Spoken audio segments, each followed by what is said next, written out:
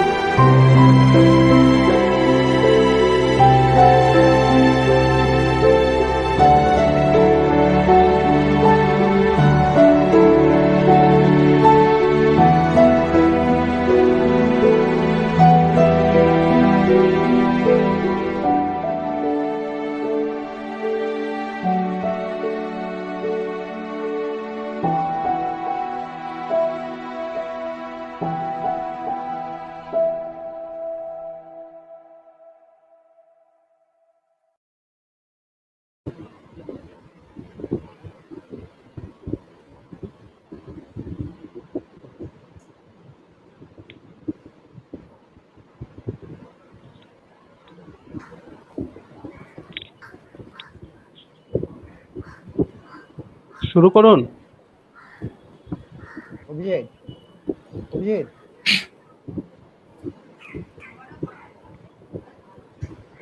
Sound আসছে না অভিজিৎ দা, sound আসছে না কিছু। অভিজিৎ Very সাউন্ড good আসছে না। morning. Am I audible? If you can. Oh, yes yes level webinar. Yes, বলো Hello. বলো বলো। হ্যাঁ হ্যাঁ হ্যাঁ, শুরু করো। আসছে। Hello. Am I audible? Yes A very হ্যাঁ good morning, and I Yes, welcome please you all start. to the second day of this national level webinar. Hello. Hello. Yes Am I please audible? Continue. হ্যাঁ হ্যাঁ, yes শোনা you আর যাচ্ছে, বলো audible. বলো। বলো বলো। A very good morning, a very good morning, and I welcome you all to the second day of this national level webinar on the topic of pandemic and cultural discourse, organized by Department of English, Nagar College, in collaboration with Department of English, Nabagram, Amar Kundu College, Murshidabad. At the very beginning, I'd like to extend my heartfelt thanks to all the participants and the resource persons who were present on the first day of this webinar. We are really overwhelmed by the warm response we have received yesterday, and I believe will continue to receive your support even today. On the first day, our esteemed resource persons with their wonderful lectures have really set the tone of the webinar. While Dr. Momo Bhomik presented us with a broad overview of literary responses to pandemic, Dr. Partho Gangopadhyay took us back in time and gave us a layered perspectives of the bubonic plague that ravaged Europe during the Middle Ages. Today, we have two more interesting sessions lined up, where we will be critically dealing with the issue of the trauma of pandemic and how it might change the way we make sense of our world. But before we begin, I'd like to convey a message sent by Dr. Muhammad Saiful Islam, teacher in charge, Nabagram Kundu College, who could not join us because of his health condition. He has extended his heartfelt thanks to the English departments of both colleges for their endeavor, and especially thanked Sri Shomen Chakraborty, Principal Nagar College, for his continuous support and encouragement. He sincerely believes such collaborative projects will be beneficial for both the colleges in times to come. We thank Dr. Muhammad Saiful Islam and wish him fast recovery. Now I'd like to invite Sri Shomen Chakraborty, Principal, Nagar College, to kindly deliver the inaugural speech. Over to you, sir.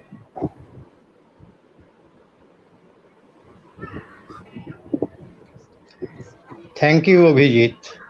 I welcome all of you Thank you, to sir. the second day of the national webinar, Trauma of Pandemic and Cultural Discourse, organized by Department of English Nagar College in collaboration with Department of English Nabagram Kundu College.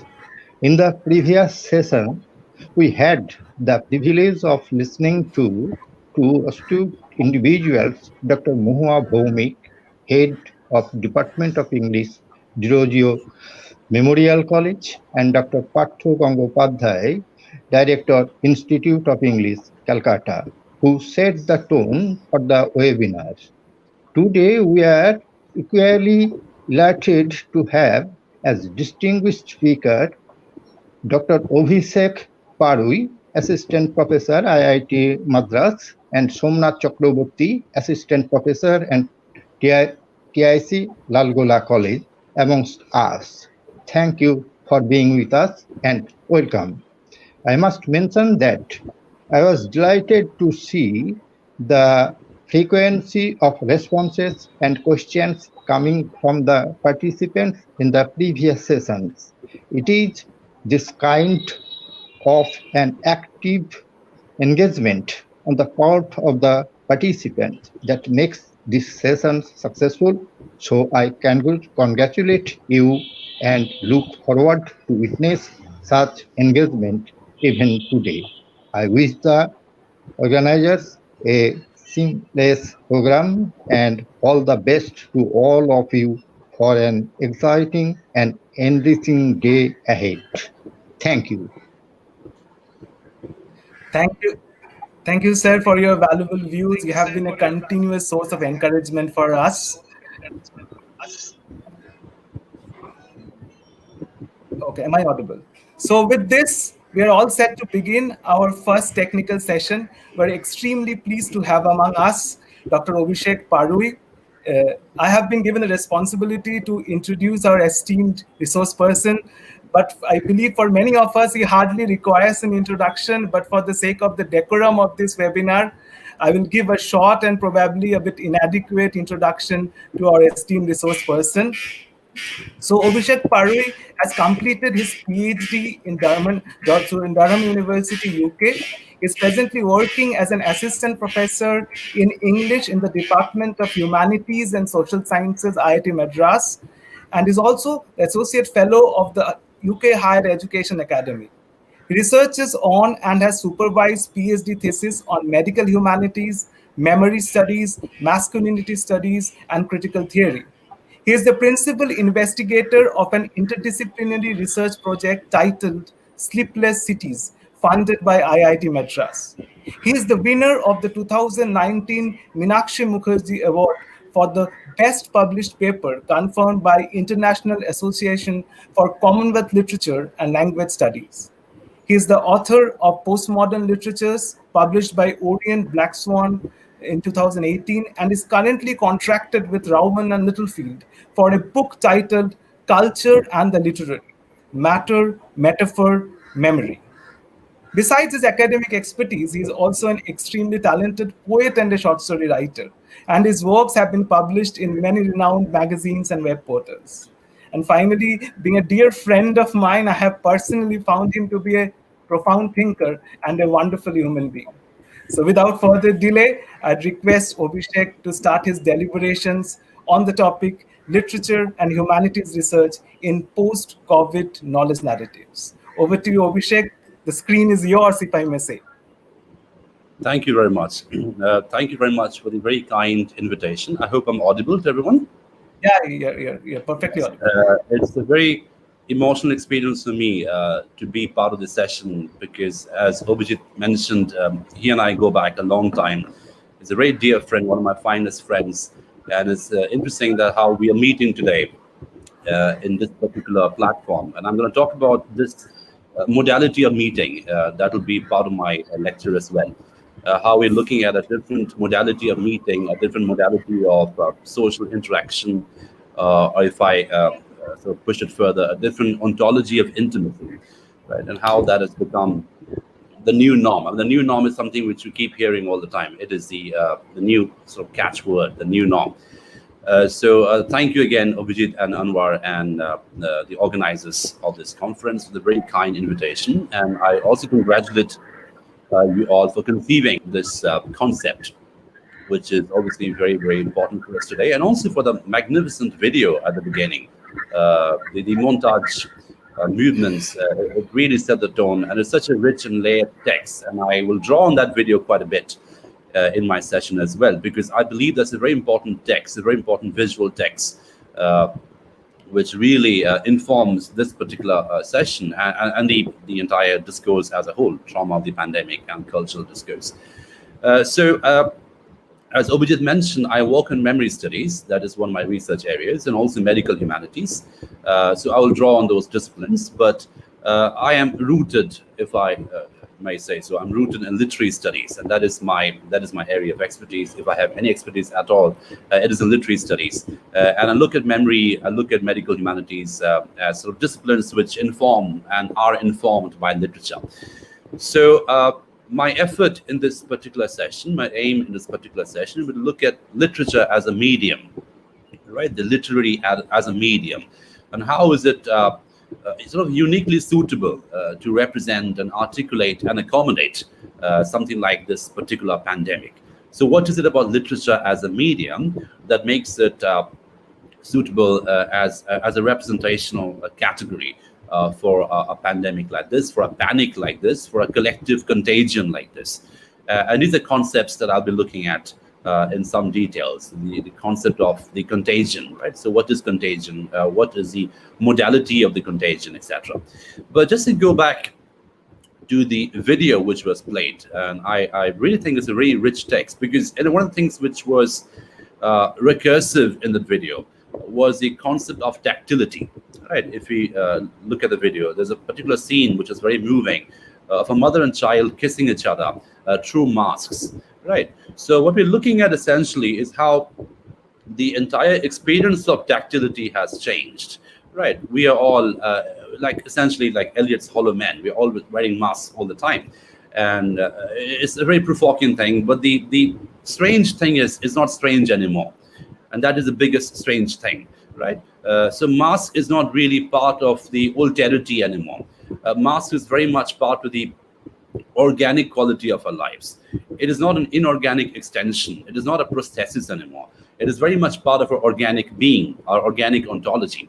And therein lies a strangeness that is not strange anymore, right? So, the deepest tragedy are tragic things which are not tragic anymore. I mean, the luxury of tragedy goes away, and therein lies the hollowness, which is a really dark tragedy, that something is not tragic anymore, right? It has become, through a repetitive ritual, it has become part of the norm. And that is the biggest tragic thing. That is the most hollow, the darkest tragic thing. And something like that is happening with this pandemic as well. The mask is not alienating anymore. The mask is reassuring, right? So if someone is wearing a mask, we are reassured that allows us to be intimate with that person, that allows us to be social with that person, right? So what we're looking at today is obviously a re-ontologization of intimacy, right? So the entire idea of intimacy has changed. The entire idea of social behavior has changed. And in a very interesting sense, if we go back to the classic Marxist terms, and if I may borrow some of the terms from classic Marxist criticism and see how that can be reinterpreted today. So the very concept of alienation, as Marx studied it, right, that has become not just a norm, that is actually becoming commodified, right? Alienation is a commodity now, right? The entire idea of alienation is being reified today.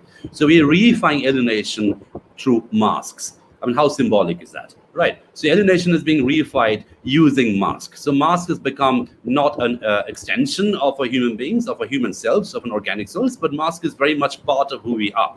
And that obviously complicates the entire idea of identity, right? Because, before this pandemic happened, if we were to get inside a store or an ATM or any of those places where our identity had to be revealed in an airport, whatever, we'd be asked to remove things from our face, whether it's a helmet or a mask or whatever. But now, in order to get in those spaces, we need to wear a mask, right? So again, I'm emphasizing on the point how the mask is very much part of the skin now. It's very much part of the flesh. It's very much part of our viscerality. Is a part of how we sweat. It's a part of how we move. It's a part of how we breathe, right? So our tactility, the experience of tactility is a very masked experience now. And that is, again, the private-public divide is sort of blended in using the mask. So in order to access public spaces, we need to wear a mask. It's part of our ritual now. It's part of a legal compulsion, right? So instead of asking us to take off our mask, we are being asked to put on our masks in order to get in any of those public spaces. So again, we are looking at how the very ontology of public space and the experience of access to this public space has changed through this pandemic. And maybe it's changed forever. I mean, even post-pandemic, I mean, we're hoping for a vaccine to come. And again, that's something we're going to talk about, the entire experience of hope. The constant deferral of hope is something I'm going to talk about in a moment. But even so, even assuming we'll have a vaccine in a not too distant future, touch wood, and this pandemic goes away, I think our social sentimental structures will have changed forever through this particular discourse of the pandemic. Right, so mask will very much become part of our skin. It has already become part of our skin.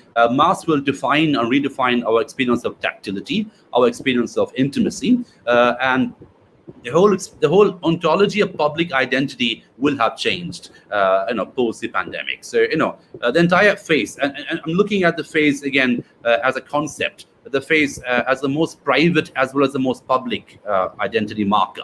Right, because our face is the most private thing, if you look at it in a particular way, because everything else is the same. I mean, if you look at the human body, the limbs are comparable, everything else is comparable, but it is the face which makes us most private. But at the same time, it's the face which is the most public thing. That is something which we reveal all the time, right? I mean, we cover everything else, but the face is a bit which gets revealed. So the face has always had this, very interesting public-private entanglement through human history and the politics of identity. Now, what we're looking at today with the arrival of the mask is how the face becomes a partial production, right? Because half your face is covered with a mask all the time. So what we're looking at today is the production of partiality as an identity marker, right? So in order to recognize someone, we need to be able to look through the mask. And maybe the generation later will be better at that than we are, because we're still struggling to recognize people wearing a mask. But I have a 2.5-year-old child who's better at that than me already. I mean, he can recognize people already wearing a mask. So we're looking at, again, the entire ontology of recognition, the entire modality of recognition as a partial process, right? So someone wearing a mask is very much part of the public entity. and we need to be able to recognize the person wearing the mask right away, and the immediacy of recognition will become part of the norm. So for a generation like ours, for example, who are used to look at the entire face as a public marker, it'll take us more time to get used to the process, whereas the generation which is the sort of COVID generation and post-COVID generation, this will become the way they recognize people anyway. So again, we're looking at the production of partiality as an identity marker, the face as a partial phenomenon, the face as a partial marker, the eyes and above is what we see, and everything else is covered as part of the norm. So I'm trying to connect these discourses. So the very ontology of access to public space has changed post-COVID. You have to be wearing a mask in order to access the public space, otherwise it's illegal. So we're looking at the legality of access through the mask again. And secondly, the entire experience of recognition, through the mask. So, the mask as a recognizable marker, right? So, and again, we're looking at a very post-human thing in a certain sense, because, we have this discourses in post-humanism as a conceptual category where we say how the organic inorganic divide will blend away, etc., and this has now become real, right? So our skin and the mask are blended in together in a very post-human, sort of cyborgian kind of a way, if you will, right? So we are our masks in a certain sense. So putting on a mask is not an effacement of identity. Putting on a mask has become a production of identity in a post-COVID situation, right? So donning the mask is how we produce identity and reproduce an identity and also consume identities, because, obviously identities are something which are produced and consumed as a process. Right, so that is my. I should say. All these that I'm saying right now, it just came to me looking at the video. So I'm actually thankful to the organizers for that, such a layered text, because that made me rethink that particular scene where a mother's kissing the child through a mask. It's the most divine, shall we say, the most metaphysical of all kinds of identities. And look even how that has been re-ontologized post-COVID. The mother and the child kiss each other through the mask. So the purest forms of intimacy, the purest form of human sentiment have been restructured in that inorganic veil. And it's like two different inorganic orders blending together. And a human kiss has been mediated by the mask. And that's something which we see. And like you said, it's not strange anymore. And that is the strangest thing. That is not strange anymore. It is very much part of what we are, how we touch, how we love, how we endear ourselves. So the entire sort of affective network has changed post-COVID, right? This entire idea of affect, the sentimental network, the network of sentiments has changed post-COVID, through this entire discourse of masking, putting on a mask and taking off a mask, right? So tactility, intimacy, recognition, production of identity, everything has changed post-COVID. And like you said, what we have here is a production of partiality. So the most public marker of identity is partial. And that has now become it's sort of metonymized in a certain sense. Because if you wear a mask, you metonymize yourself. It becomes a metonymic identity, a partial thing. So this metonymization of identity is part of the norm. Now, I'm aware that I'm already beginning to sound literary. Metonymy, we're already about to enter the literary domain. So let me take the plunge and get in there right away. So why literature? What is the big deal about literature? And why should we look at literature at all as a medium in order to sort of have a more nuanced understanding, shall we say, of this COVID phenomenon? So, what is literature? And more importantly, how do we define fiction? Because I'm very interested in the idea of fiction, in the very ontology of fiction. So what is fiction? And why do we take fiction so seriously? Like if you look at the history of fiction, for example, there's a long list of fictional books which have been banned, which have been considered to be shocking, which have been criminalized, etc. So and that should lead us to the very core question: why take fiction seriously at all? Why ban Ulysses, which is essentially about one man walking in Dublin, right, and going back to his wife Molly at the end, and the different thought processes he has while doing that. So this is the book. So why ban it? Why ban Lady Chatterley's lover? So what is it about fiction which makes it complicated as a medium. And I'm going to look at this complication precisely as a privilege, right? The complication of fiction as a privilege. Now, my very quick definition of fiction as a medium is a production of possibilities. I look at fiction as a production of possibilities. So fiction produces possibilities through narratives, especially if you look at historical fiction, something like Midnight's Children, or something like any other historical novels, Tin Drum, for example. Those novels are especially complex because they look at historical reality and they complicate that with the production of possibilities. In other words, what they do is they tell us what really happened and they mix it up with what could have happened. And sometimes they push it further by saying what should have happened, right? So what did happen with what could have happened and what should have happened. So all these different perspectives come together, and that is exactly what makes these novels so subversive. Because what they are telling us is there is one particular narrative of actuality. I mean, these are things which took place, right? These are things which are sort of known to us. These are the orders of knowledge that we consume, right? As readers, readers of history, as watchers of history, whatever.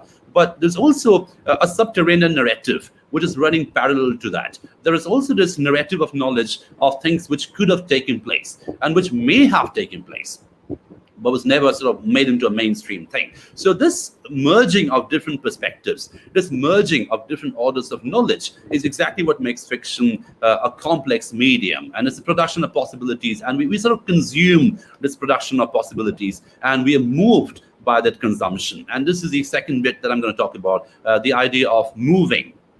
Fiction as a moving medium. And by moving, I mean, obviously it's mutable. There's a narrative which progresses. There's a narrative which can be endlessly reinterpreted. So therein lies the mobility of fiction. It's something which can be endlessly reinterpreted. But at the same time, it's also moving at a very core affective level, right? We are moved by fiction. We are moved by what we read. And this is the more interesting bit for me as a reader of fiction, as a student of fiction.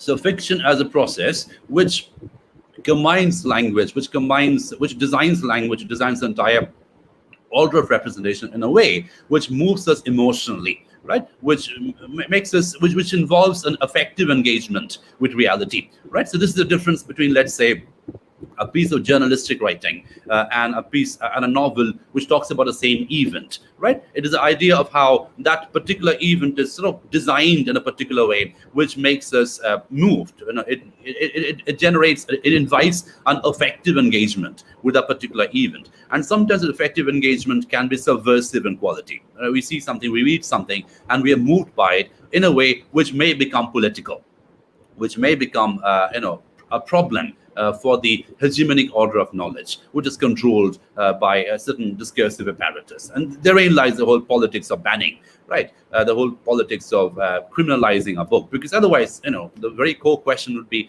why take fiction seriously? What is the big deal about Ulysses? What is the big deal about Lady Chatterley's Lover? What is the big deal about the other texts which have been banned? They're not claiming to be real. They're not claiming to be true. So why take it seriously? And I think in some sense, banning a book of fiction is also, in a very perverse sense, paying tribute to the sort of effective quality that it is creating, that it can create this effective quality, which can become a problem, for the reader. So, you ban that in order to prevent that effect from spreading. And this will, I'll just go on with the idea of spreading and come to Contagion in a moment as well.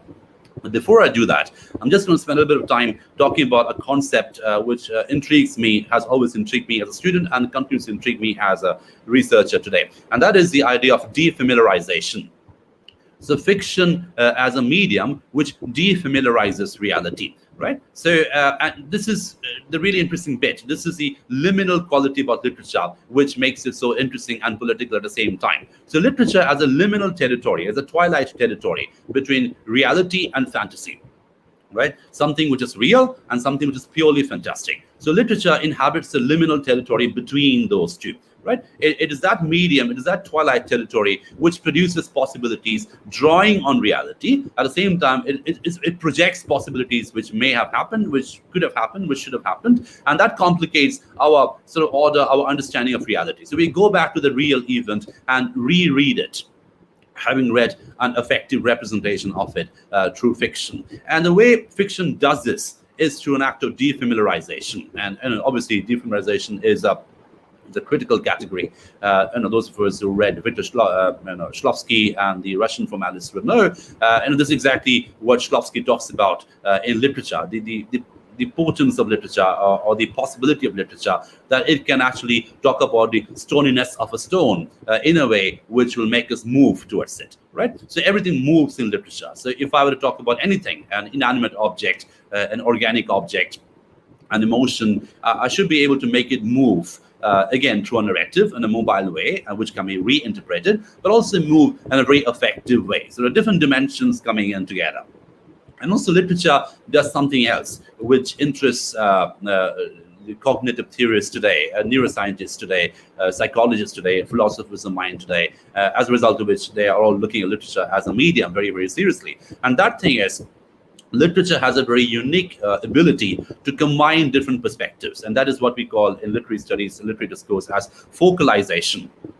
So, which is a mind which is telling us a story. So, for example, any novel will have n number of characters, n number of protagonists or whatever. But a story gets told through a certain prism, through a certain mind, through a certain consciousness, right? And that is the whole idea of focalization. It's a camera technique which has been borrowed in literary studies. I mean, we borrow and steal shamelessly from everywhere, don't we? Quantum physics, camera. That's what makes us such a rich medium, that we are endlessly stealing and making things better through a montage. But anyway, so the whole point of consciousness becomes interesting, because who is telling the story becomes the most privileged perspective in literature. And what literature does and can do is that it can combine a first-person perspective with a third-person perspective. So there can be an omniscient narrator, a godlike narrator who knows everything about the past, present, and future, who knows how matter becomes inanimate, animate, how people die, etc. But there also could be an unreliable narrator embedded in the text, who doesn't quite know how things will progress. And in a very good literary novel, and there are endless examples we can think of, these perspectives can be mixed together. The all-knowing, omniscient third-person perspective and the unreliable, cognitively nervous, neurotic perspective, which is embedded in it, right? And this cognitive nervousness is exactly what makes literature such a rich medium.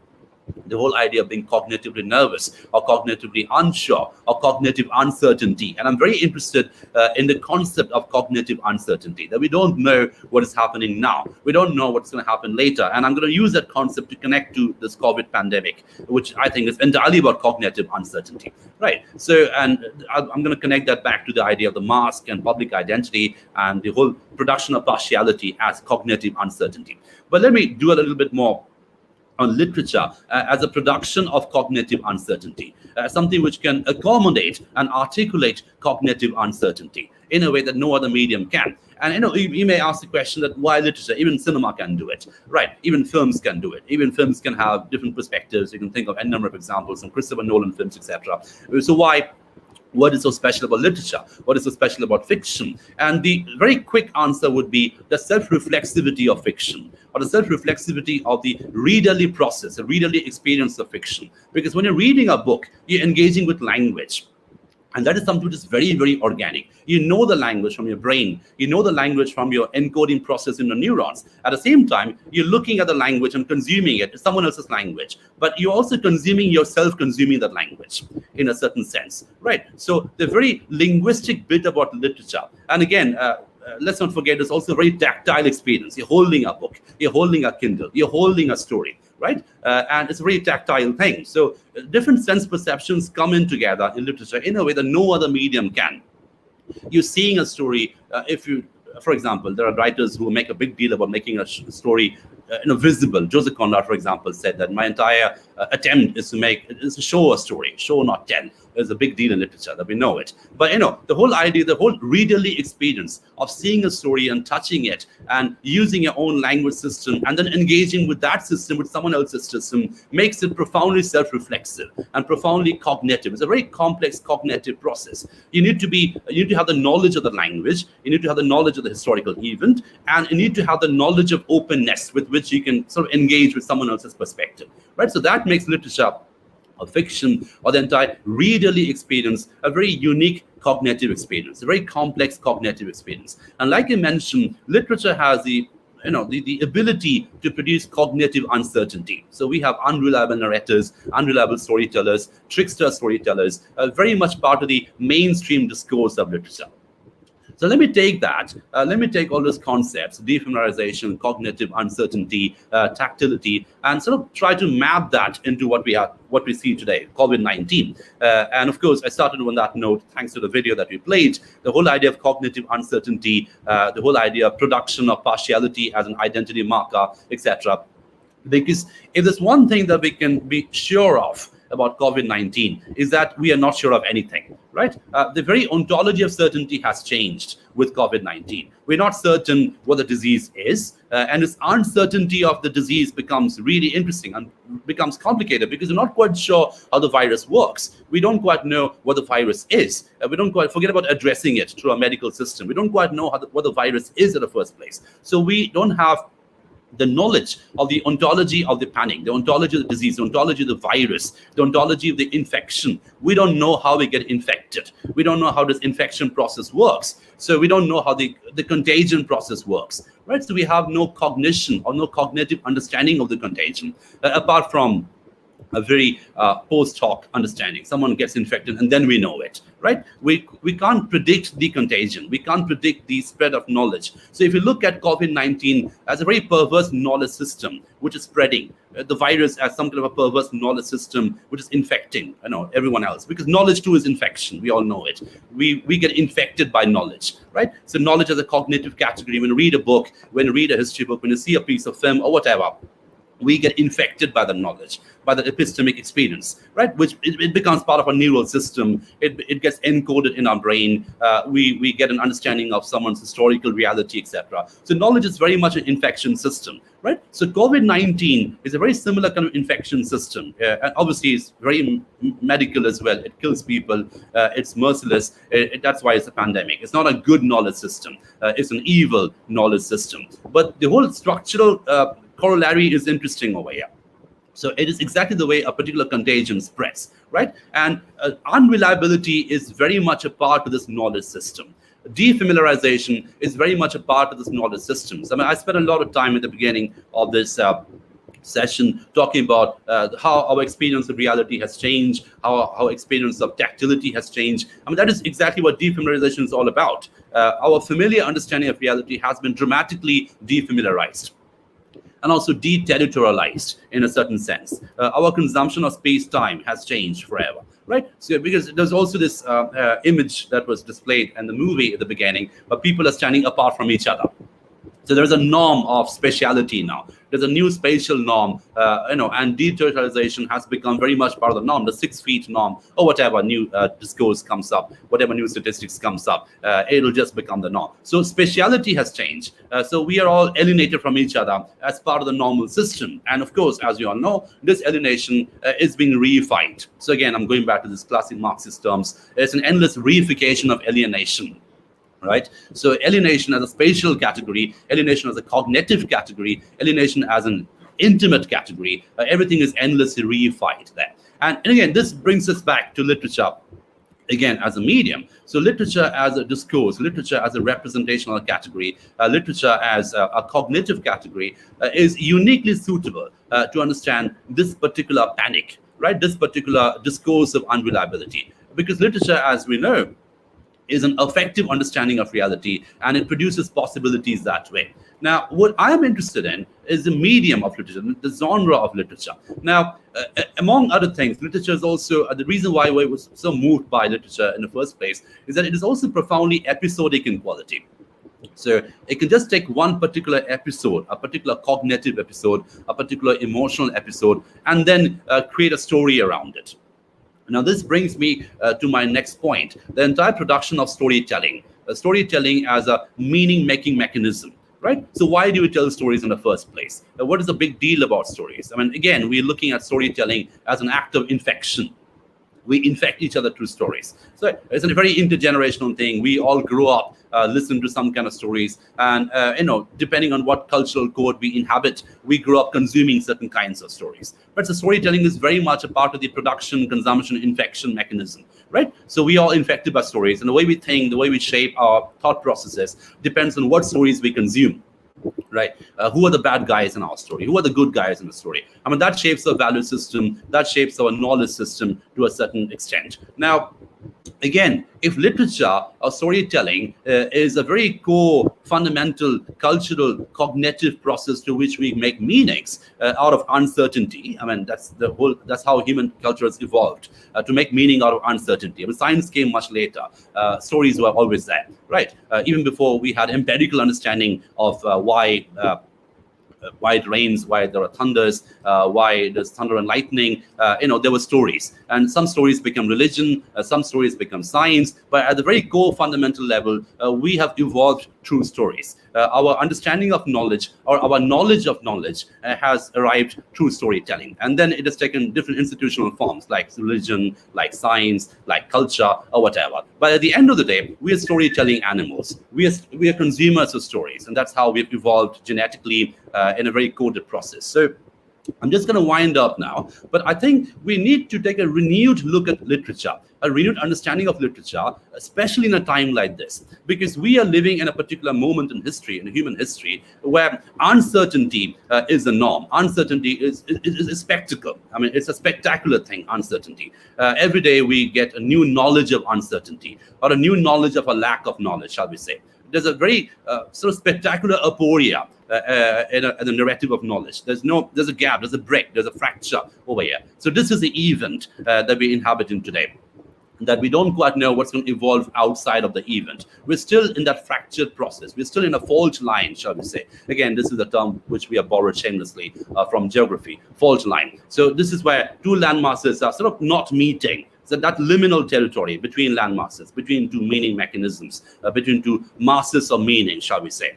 We have that COVID-19. We don't quite know what this particular ontology is, how this is operative, what will come out of it. It's a monstrous fault line. It's a monstrosity that we're inhabiting, again.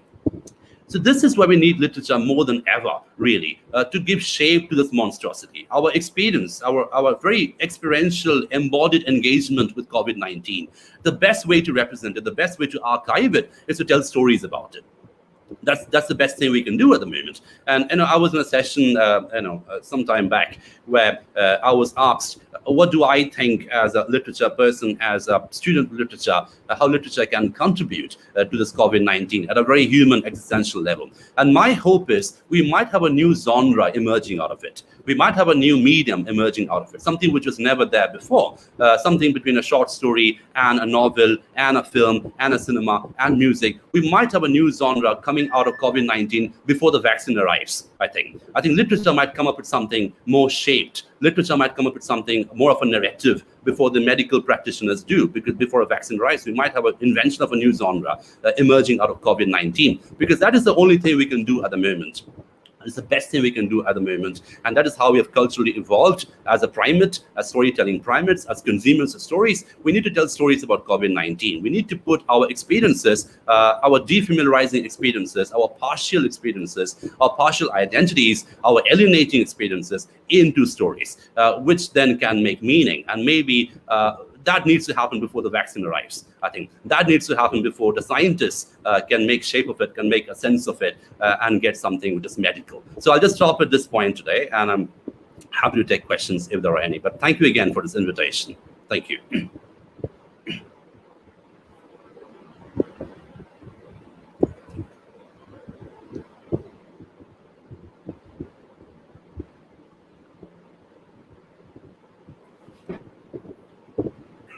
Hello, am I audible? No. Abhishek? Yes. Yeah. Thank you, Abhishek, for your wonderful lecture.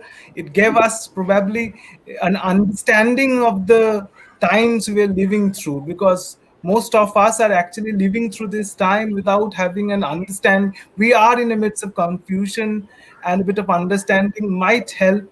And the role of literature in understanding, in in creating a kind of an understanding of the situation we're going through is the way you represented it was wonderful.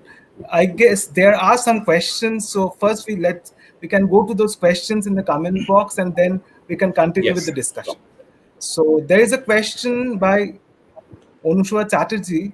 Her question is, sir, how does the metonymic identity may represent the socio-cultural heterogeneity in post-COVID situation? How is the metonymic understanding of identity? You can have a look at the question. Where should I see it? How does the metonymic identity it's there in the comment box. Oh, yes, yes. Comment box. I can see it now, yes. Yeah. Okay, I need to scroll up. It's like, how does the metonymic identity may represent the socio-cultural heterogeneity? Yes. So I think metonymy is a very important category in literature. It's a very important order of representation because at the end of the day, everything is a metonymy, right? There's nothing which is non-partial. There's nothing which is non-fractured, I think. Every ontology, I think this is now visible on the screen. So every identity is metonymic in the first place. So I think it's a very important question because I think what this particular situation has revealed is something which we already knew but never quite acknowledged, that every identity is always a metonymy. Every identity is always a partial production. And now the partialities become spectacular. It has arrived as a mask in front of a face. So this sort of foregrounding of partiality, the foregrounding of a fracturedness, is something which the COVID-19 has done at a very spectacular discursive social level. And that, as I mentioned, I guess all of us lived in denial of the metonymy of identity for the longest time. We always had this fantasy of totality as an identity because that was convenient, the fantasy of totality as identity. But I think that fantasy has been sort of shut down, I think. It has been spectacularly exposed as a fantasy because this COVID-19 has produced this whole idea of identity as a metonymic marker, as a moving marker, and also as a very temporal marker. There's something very temporal about metonymy as well. It may and may not mean, depending on what point of time it is inhabiting. Right. So in a very structural sense, that has some corollary with COVID as well. You may or may not be positive, depending on your lifestyle, depending on where you stand, depending on who you touch, depending on how you touch. So this entire idea of, again, we're going back to tactility as a very human experience. We have evolved as human beings through tactility, haven't we? It is very much part of our evolving evolution process. We have touched each other discursively, effectively, but also at a very skin level, at a very visceral level. So the whole idea of metonymy, I think, has revealed to us the partiality of identity, which has always been there. But now the partiality has been sort of foregrounded in a very spectacular fashion. So I think, just to answer your question, I think and this will connect to something that I talked about at the end, maybe we'll have a new genre of literature which will celebrate metonymy, which will foreground metonymy, which will pay metonymy its due respect. Because, literature has always been very metaphor-centric to a certain extent. We've always celebrated metaphors. We've always glorified metaphors, etc. So I've always believed metonymy has never received the due respect the literature should have given to that particular category. But I think now is the time where instead of metaphors, we might look at metonymy as a more potent medium of representation. So that would be my response to that question. Thank you. So we can move on to the next question. It's from Shiva Subramaniam.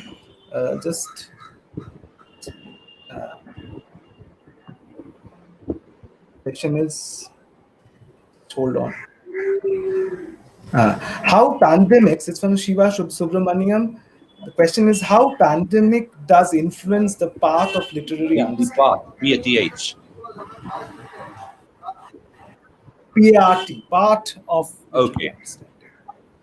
It's like how pandemic. Okay, how pandemic can be a part of literary understanding. Yes, I mean, like I mentioned, I mean, unreliability and cognitive uncertainty has always been a part of literature, has always been a very important category in literature from the very beginning, So, literature is stories about human beings to be read by other human beings. And sometimes we've had this fantasy of totality, the fantasy of complete understanding. It has been a very convenient category. Classic realism, for example, is the most fantastic narrative medium ever invented. It's the biggest con job in literature. Classic realism, it's that narrative style which seems to know everything about everything, right? Classic realism. But of course, we know that our experiential understanding of reality has got nothing to do with classic realism. So I think the whole idea of uncertainty, and this I think connects to the previous question as well. I think uncertainty and cognitive uncertainty or an existential uncertainty, I think that will be foregrounded more than ever in literature now. Just like metonymy, right? Because I think there's a very crucial difference between metaphor and metonymy. A metaphor condenses things. Metaphor brings together things, and metaphor aims at totality. That's the aim of metaphor. That's the effective intention of metaphor, to create totality, to generate totality, bring in different things and sort of foreground it as one thing. Metonymy does the opposite, I think. Metonymy sort of breaks down things. Metonymy takes an ontology and then fractures it, right? And I think this will become interesting in literature now. And as I mentioned, connected to the second question, and I'm glad the two questions are so dialoguing with each other. The whole idea of cognitive uncertainty, I think that will find its due representation. It will find its due representation through a metonymic discourse. That we might. Literature will pay more attention to uncertainty and metonymy. I think that's Okay. So we move on to the next question. It's from Irum Alvi. The question is, kindly comment on anxiety and COVID-19 and the role of ontological security and myth. Ontological what? Ontological security and myth. Yeah. MIT. Yeah. Ontological security and myths. Very important. Very, very good question. Interesting. So, anxiety, of course, is a very important category in literature. There's one book that I recommend reading. Is by a neuroscientist called Joseph Ledoux. It's called Anxious Minds. He's a neuroscientist, a very hardcore neuroscientist, and he's worked phenomenally on synapses and synaptic plasticity, etc. But he has a very important book on anxiety, which is almost philosophical in a way. It deals with anxiety, not just as a cellular phenomenon, but also as an extended phenomenon, as an extended social phenomenon, anxiety. Because anxiety, I think, it has a lot to do with ambivalence. It has a lot to do with uncertainty. And I use the word ambivalence as a very conceptual category. Ambivalence not directly as uncertainty, but ambivalence as the possibility of plural possibilities. So ambivalence, both valence are equally possible, equally accommodated, right? And literature becomes a very potent medium for ambivalence, for accommodating and articulating ambivalence, right? So I think anxiety will become a very important category in literature, and not just in terms of a medical condition, not just in terms of a cellular condition, but also as a shared social condition. Right, as something which will sort of de-ontologize security. I think that's what the question was asking. So the whole myth of security, the whole fantasy of security will be de-ontologized through anxiety. And again, we can connect it back to how we need to pay more attention to metonymy rather than metaphors now, right? Because metonymy will be a very potent medium to articulate anxiety as a conceptual and experiential category, I think. Thank you. So we move on to another question. It's been asked by Ranjana Mehrotra. The question is, how will this pandemic literature affect the morale and mindset of the readers? She continues, do you think it will be short-lived? Do you think it will be short-lived as we had forgotten the earlier literary works written during earlier pandemics? Yeah. I'm very interested in the idea of the short-livedness, and that's something which intrigues me as a reader as well as a scholar. What becomes a classic, what becomes a non-short-lived, and what becomes short-lived are very important categories. And obviously, as we know, there are lots of literary works which are forgotten and which are then resurrected. So I'm interested, and this is part of my memory studies research, I'm very interested in the phenomenon of forgetting. So why do you forget certain literary works? What are the socio-cultural parameters which sort of forced us to forget? Now, in terms of this particular pandemic, I think, something which is happening now, something which is operating now, something functioning now, we now right? So the immediate understanding of reality is important. And now, in terms of the short-livedness, I think just to go back to my previous response, I think literature will have a more episodic representation now. Instead of a grand narrative of social representation, I think the literary works which might emerge from the pandemic will aim to have a more metonymic, a more episodic representation of reality. So in that sense, they might aim to be short-lived. The very ontology of those literary representations might aim to be short, might be designed to be short-lived, right, and not to be long-lived. It might be sort of like the pandemic, which will come and hopefully go away. The representation of the pandemic might also be short-lived in a certain sense. Now, in terms of the direct representation of the pandemic, this is what my prediction would be. In terms of the episodic, experiential suddenness of representation, that might be the grammar of representation, which should be designed to be short-lived, which should be designed to distinguish itself by detail.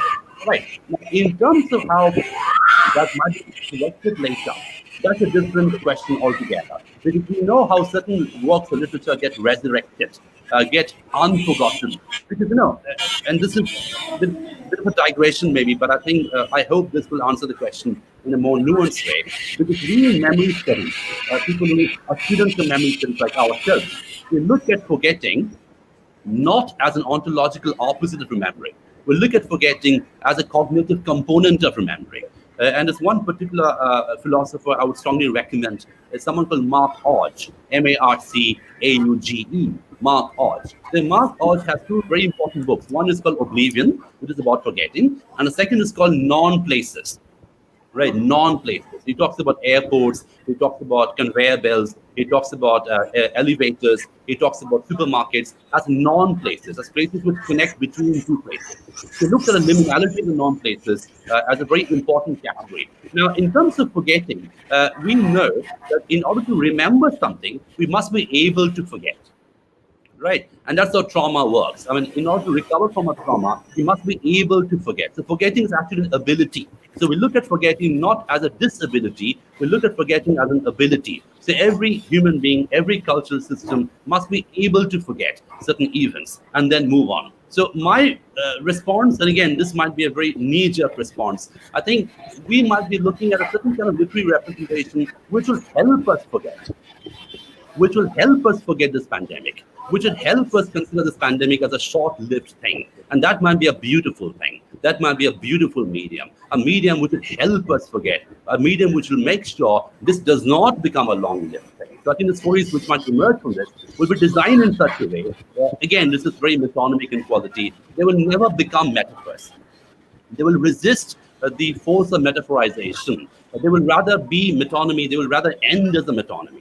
They will sort of extinguish themselves, just like the pandemic might extinguish themselves as a short-lived category. So I'm very interested in the short-livedness as an ontological condition, which might be celebrated.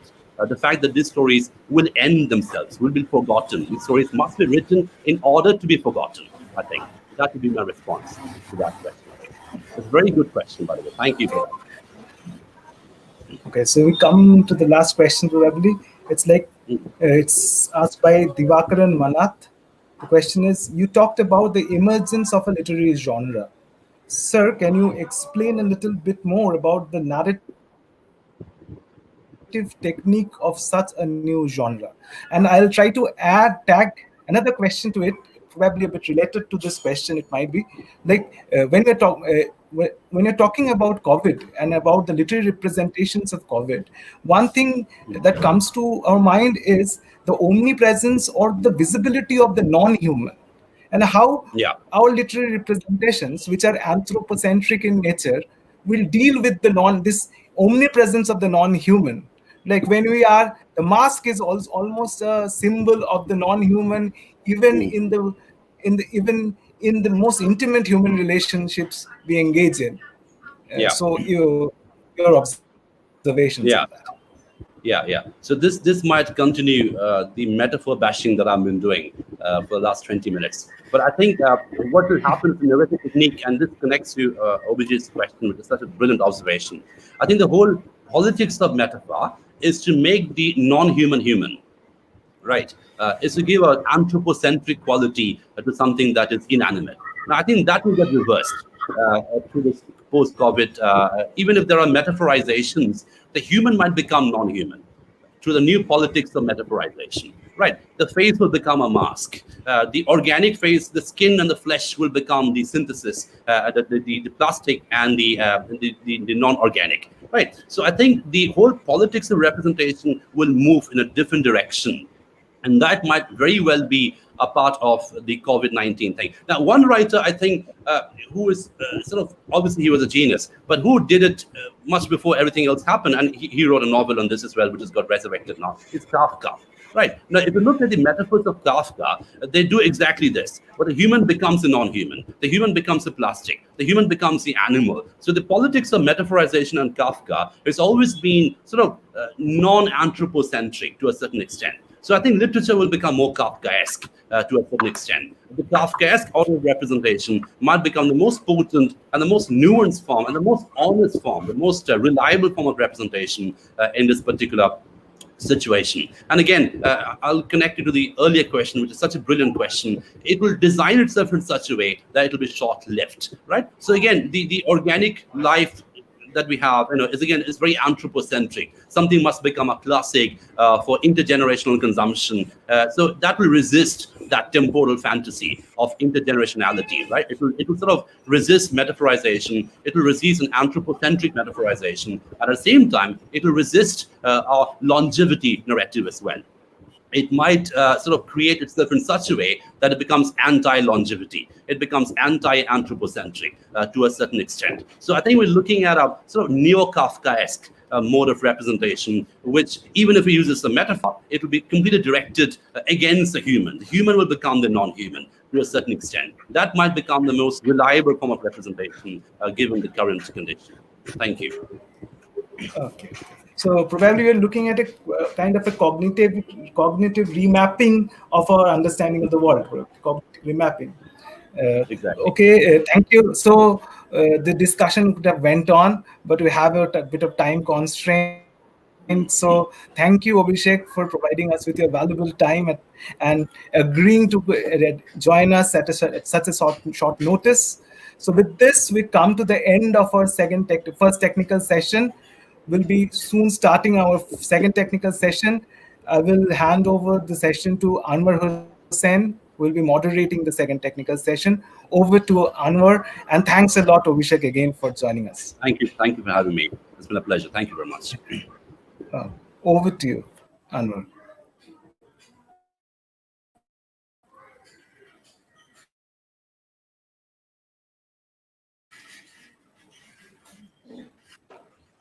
Hello? For life.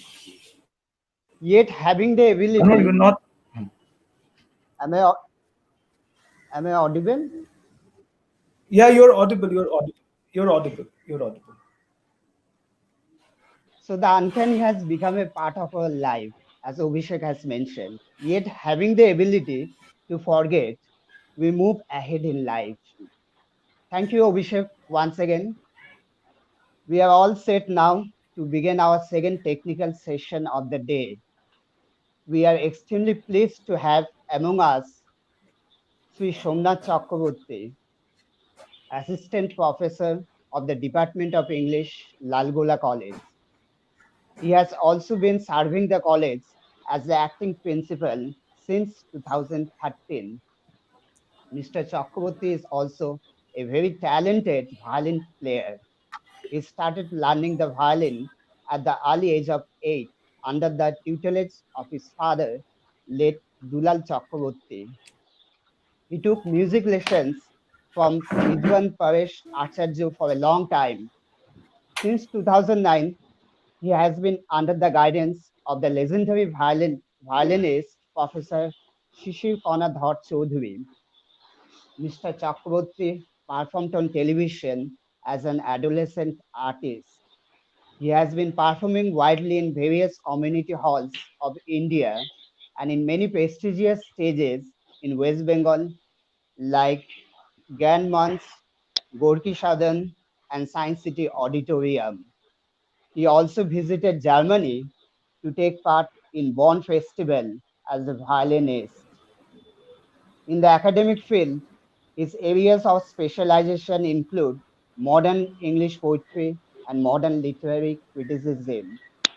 He has done research on Swami Vivekananda under UGC's MRP grant. Finally, I should mention that many of his poems have been published in reputed journals, including Sahitya Academy. A warm welcome to Mr. Somnath Chakraborty, a man of multiple talents and a friend, philosopher, and guide to many of us. He's going to talk on literature rendered through Indian classical music and its therapeutic implications. Somnatha, we are eagerly waiting for your lecture and performance. Over to you. Somnatha, please. Yes, thank you, Anwar, for your good words.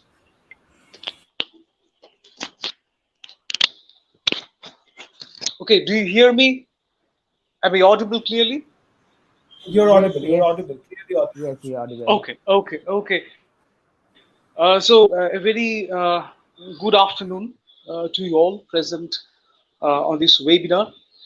I express my thankfulness to the Department of English, Nagar College, for their having organized such a wonderful webinar running for 2 days together. And I'm the last speaker of the. Obviously, I express my thankfulness to the principal for giving permission to conduct such a seminar, such a webinar, and they have been doing this seminar in collaboration with Nabagram Amar Kundu College. There are other persons who are extremely close to my heart being. They're also there. Obhijit is there. Manik is there. Shudipto is there. Uh, they have chosen a very relevant topic uh, on this webinar running for these 2 days. Really, this pandemic has thrust us into very unprecedented situations. We have been traumatized. Uh, Millions of people all over the world have lost their jobs, lost their work. Those who work on the no work, no pay basis are facing the worst possible situations. Moreover, all of us, in a way or other, uh, are facing traumatic situations. It is full of restlessness, uncertainties, doubts. Uh, we are reminded of Keats's concept of negative capability. Uh, it is a real challenge for us to how to live in the situation of mysteries, uncertainties, and doubts. But we have to live. We have to go on with our thoughts, ideas, feelings, work, everything. Uh, there are so many seminars conducted in many places dealing with how we can combat this situation of pandemic. There are references to yoga, meditation, other forms of art and craft. Other philosophical ideas are also brought to the fore of how we can handle the situation, how we can manage the situation. I would like to add one more thing to all these. I want music to be greatly incorporated into all this to handle this general situation of COVID. Uh, my topic today is literature rendered through Indian classical music and its therapeutic implications. In the first half, I would concentrate on how we can render literary works through music, and in the second part, I would concentrate on the therapeutic implications of music and how music could be applied to tackle the situations laden with worries, anxieties, stresses, tensions, uncertainties, etc. Um, so, having said this, I would like to state that my objective is to establish relationship between music and literature. Obviously, we know, being the students of literature as also of music, that they are integrally associated. But in most of the cases, what happens is that we keep music in the place of music, we keep literature in the place of literature, but there is hardly any uh, uh, desire on our part, or scarcely try to establish how these two things could be interlinked or associated. I want a strong association to be established between the two. Obviously, as I say music, I refer to Indian classical music, North Indian classical music, which is my genre. Uh, what is literature? We know that literature is an art form. So is music. The similarity between literature and music is that uh, both of us must have some emotional content to be expressed through them. So, supposing we have got love for our theme, you may write an essay on love, but whenever you try to write some literary work, that should be expressed in a different way. And there should be a structural emotion that governs the principles of any literary work. Supposing you're writing a poem, it must have some emotion which distinguishes it from other uh, medium, other medium of expressions, other media of expressions, art forms. Uh, Literature is an art form that takes the help of language, with scripts, obviously. If we say language, language might mean a plethora of other ideas. But when I say language, I obviously say language with scripts. And music is an art form that uh, takes the help of some sounds, which have got to be essentially musical, uh, and it takes the help of rhythm and harmony to that weave them into patterns.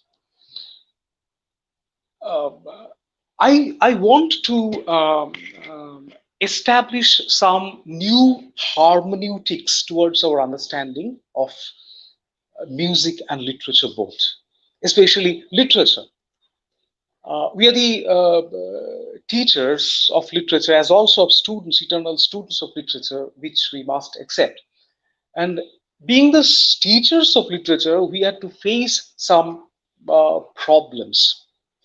The problem is that, supposing we have got some emotion to express, has been emotion which has been expressed in a particular text. In order to express that emotion, or in order to delineate the emotion, in order to explain the nature of that emotion in that literary text, we have to take the help of critics, literary critics. We have to refer to such and such critics. If we follow any school of criticism, we have to follow that, and by following that, we try to establish that emotion. But the problem is that we, the teachers of literature, cannot create emotion in the classroom. So at the time of teaching in the classrooms, we face this problem that uh, how to express a kind of emotion through the critical references or the references to various critics or critical modes. Supposing we are teaching Abhigyan Shakuntalam in the classroom, and Dushyanta and Shakuntala meet for the first time, and they are quite ecstatic. There is an immensity of longing in their hearts. How to express that emotion? So, in this connection, being a practitioner of Indian classical music, I felt it proper to take the help of some ragas. So, this very idea may add something new to the teaching learning of literature. So, at the time of teaching literature, the teacher concerned may uh, take the help of music. A particular piece of music may be started in the classroom, which the students will hear, and the teacher will express the need of such music to be played in the classroom. And in some cases, the teacher may sing, may take some instrument to delineate that particular emotion. After that, he or she may concentrate on the text itself. Being a practitioner of classical music, whenever I speak of North Indian classical music, there are raisings of eyebrows, and people on many occasions tell me, well, classical music is something which you don't understand, Ujira. It's a very common thing whenever, supposing you are referring to musical piece by Ustad Ali Akbar Khan, or Ravi Shankar ji, or Bade Ghulam Ali Khan. If you say, if you raise these names, there will be some raisings of eyebrows from the other side, and they will tell you that, well, we don't understand classical music. In this connection, I would like to refer to a very famous utterance by Pablo Picasso. Picasso said on an occasion, "Do you ever question if we understand the song of the cuckoo?" Do you ever question? We don't question if we understand the song of the cuckoo. So Picasso was making experiments with cubism, and there have been several people who came to Picasso and told him, Picasso, we don't understand what you do, what you are doing. So Picasso said that, well, why don't you respond to the art form in the same way as you respond to the song of the cuckoo? So I would like to tell you to respond to this idea in the same manner as you respond to the song of a cuckoo, classical music. So Indian classical music, which you may not hear, those who hear, those who have been practicing, I don't have to say anything for them, but especially those who don't have ideas, or those who think that it is something way away from them, I would say that it is something which is very near our heart. Try to respond to that in a very simple way. You would get the joy out of that. So, um,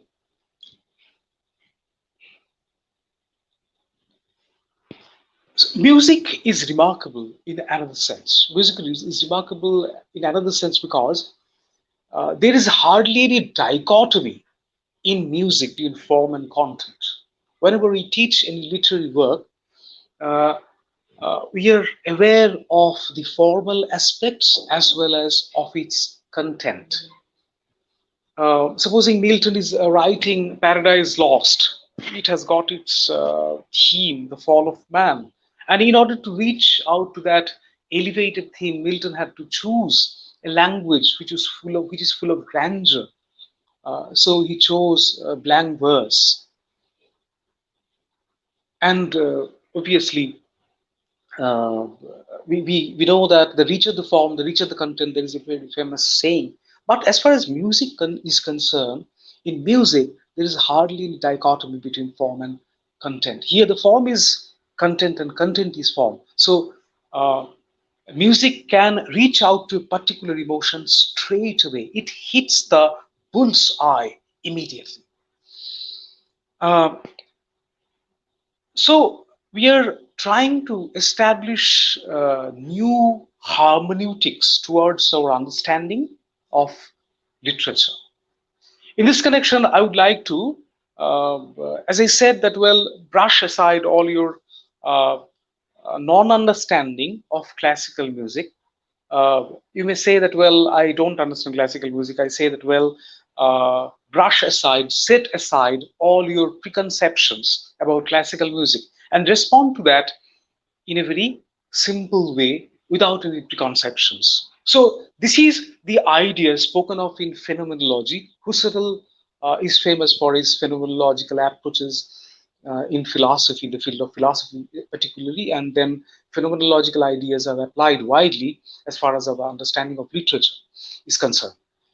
So, so phenomenology is something that tells us to direct our consciousness towards something, and it tells us at the same time to set aside all our preconceived ideas concerning that. And in that respect, we would be able to have better understanding, a clear understanding of music. Uh, I would like to take the help of musical stylistics as well as musical semiotics.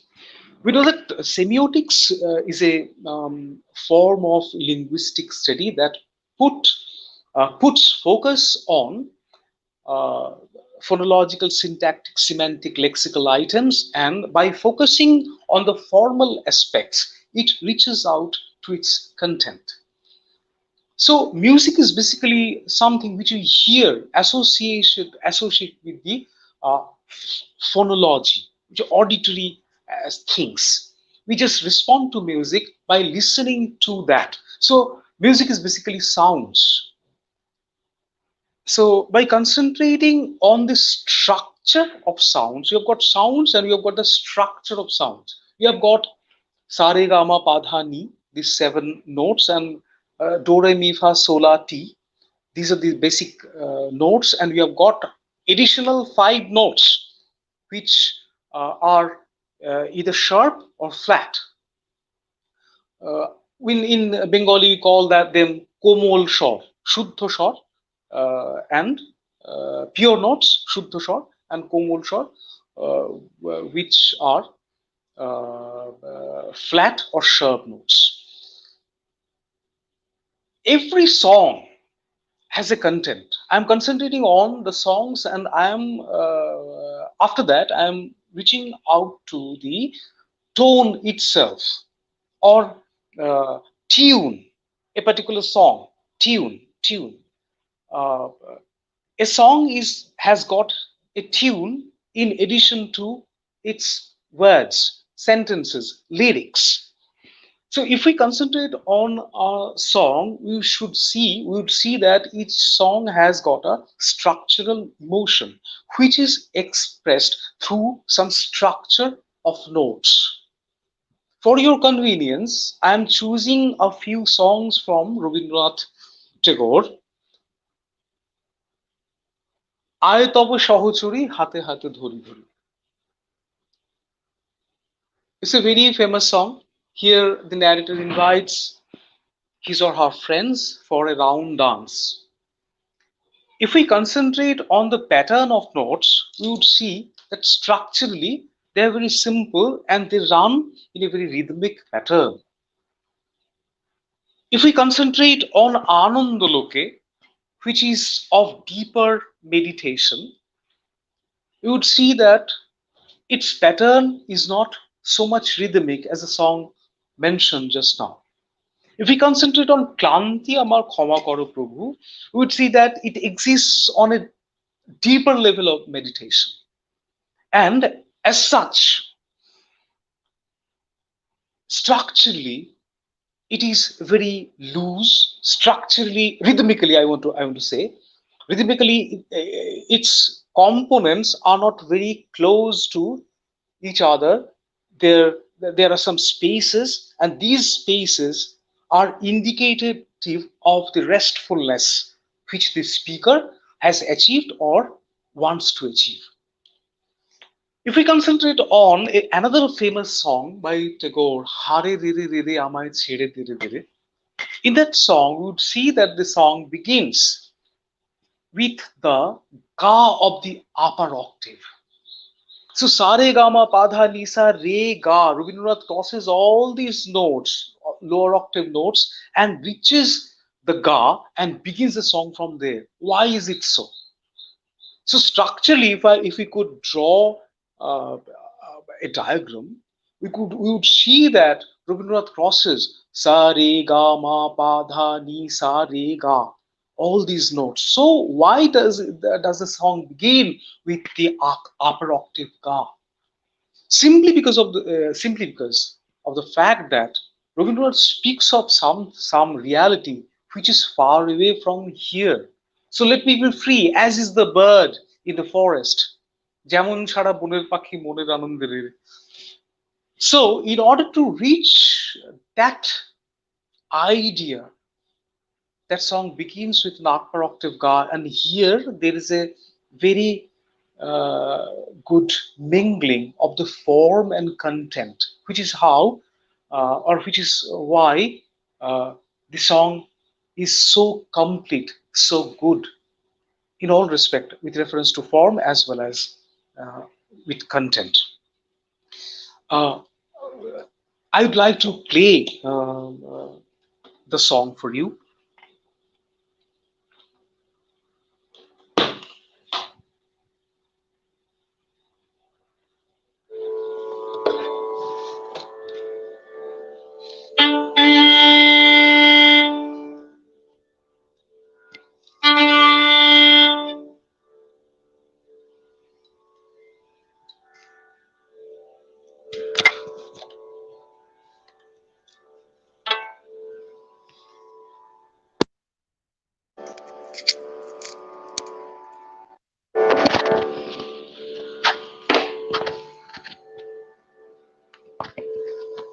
I'm using this microphone, so can you hear me now?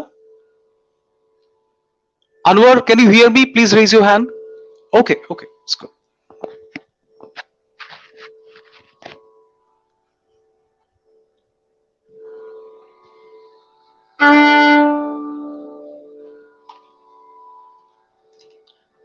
So I'm playing each of the songs mentioned to show how each song is structurally different, and how each particular structure has got some emotion to express.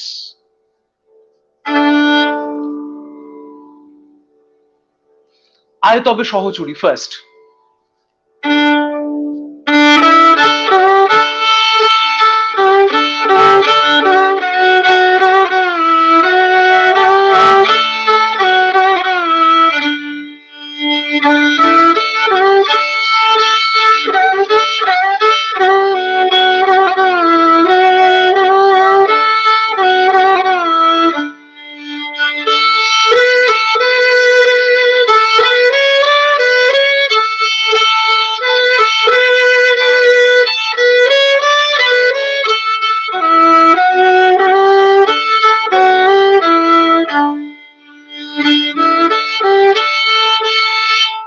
So side by side with this, if I play Anandoloke, you'd find how it is different from the other.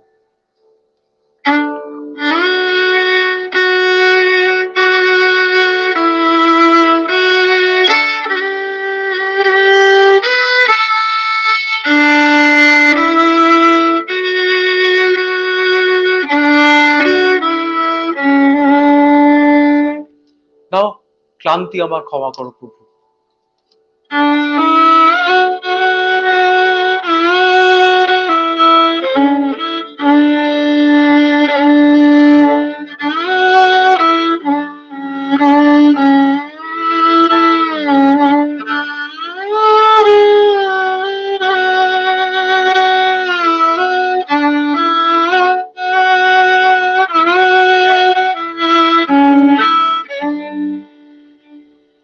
So if we concentrate on this song, we would see that structurally it is not rhythmic. It is very slow in tempo, and this slowness of tempo is indicative of the content spoken of here. হারে রে রে রে আমায় ছেড়ে দে রে দে।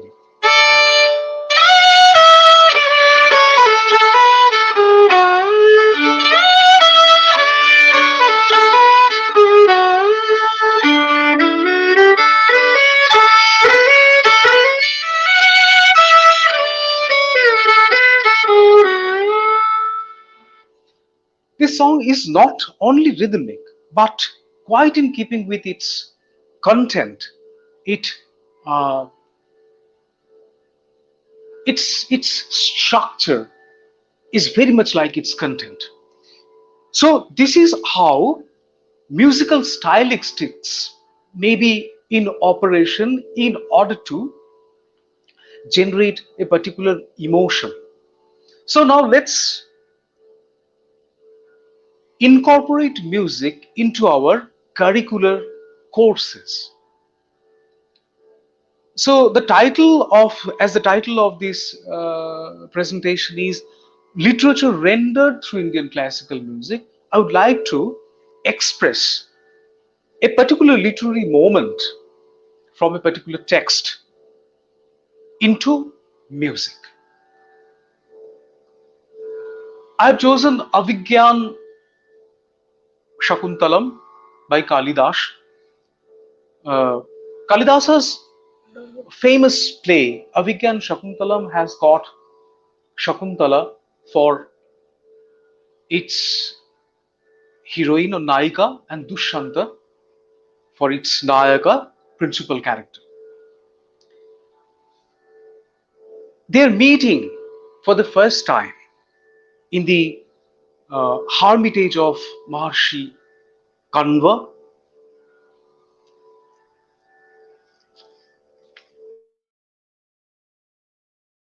They're seeing each other. Shakuntala is the foster child of Maharshi Kanva, and she's brought up in the open lap of nature. She's growing up with a remarkable share of beauty. When Dushyanta has a look at Shakuntala for the first time, he's stirred out of his roots that such share of beauty can be present in the open lap of nature. It's unthinkable.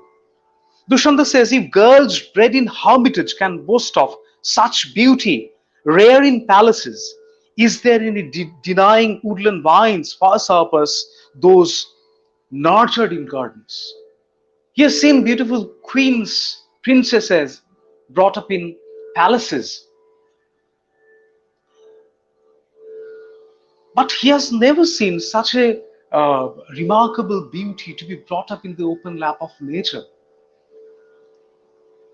And Dushyanta, on the other hand, uh, is a king, essentially kingly, full of grandeur, belonging to the Kuru dynasty. Uh, and they meet for the first time.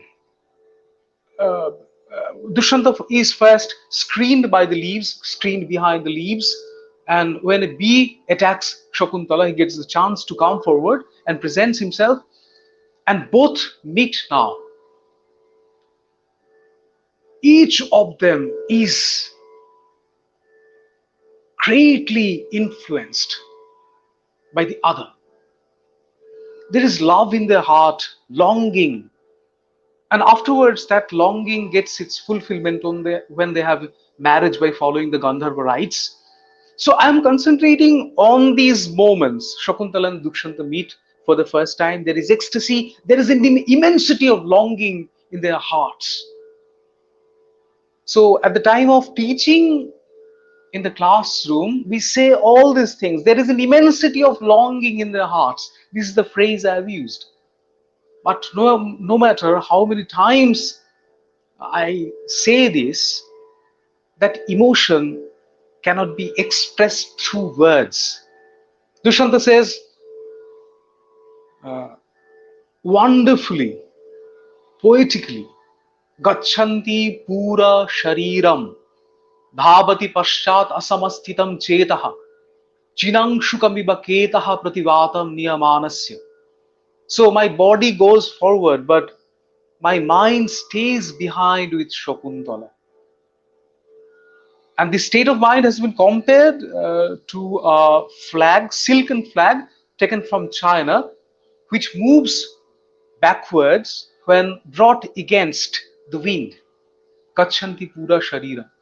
So how is it possible for us to generate that emotion through music.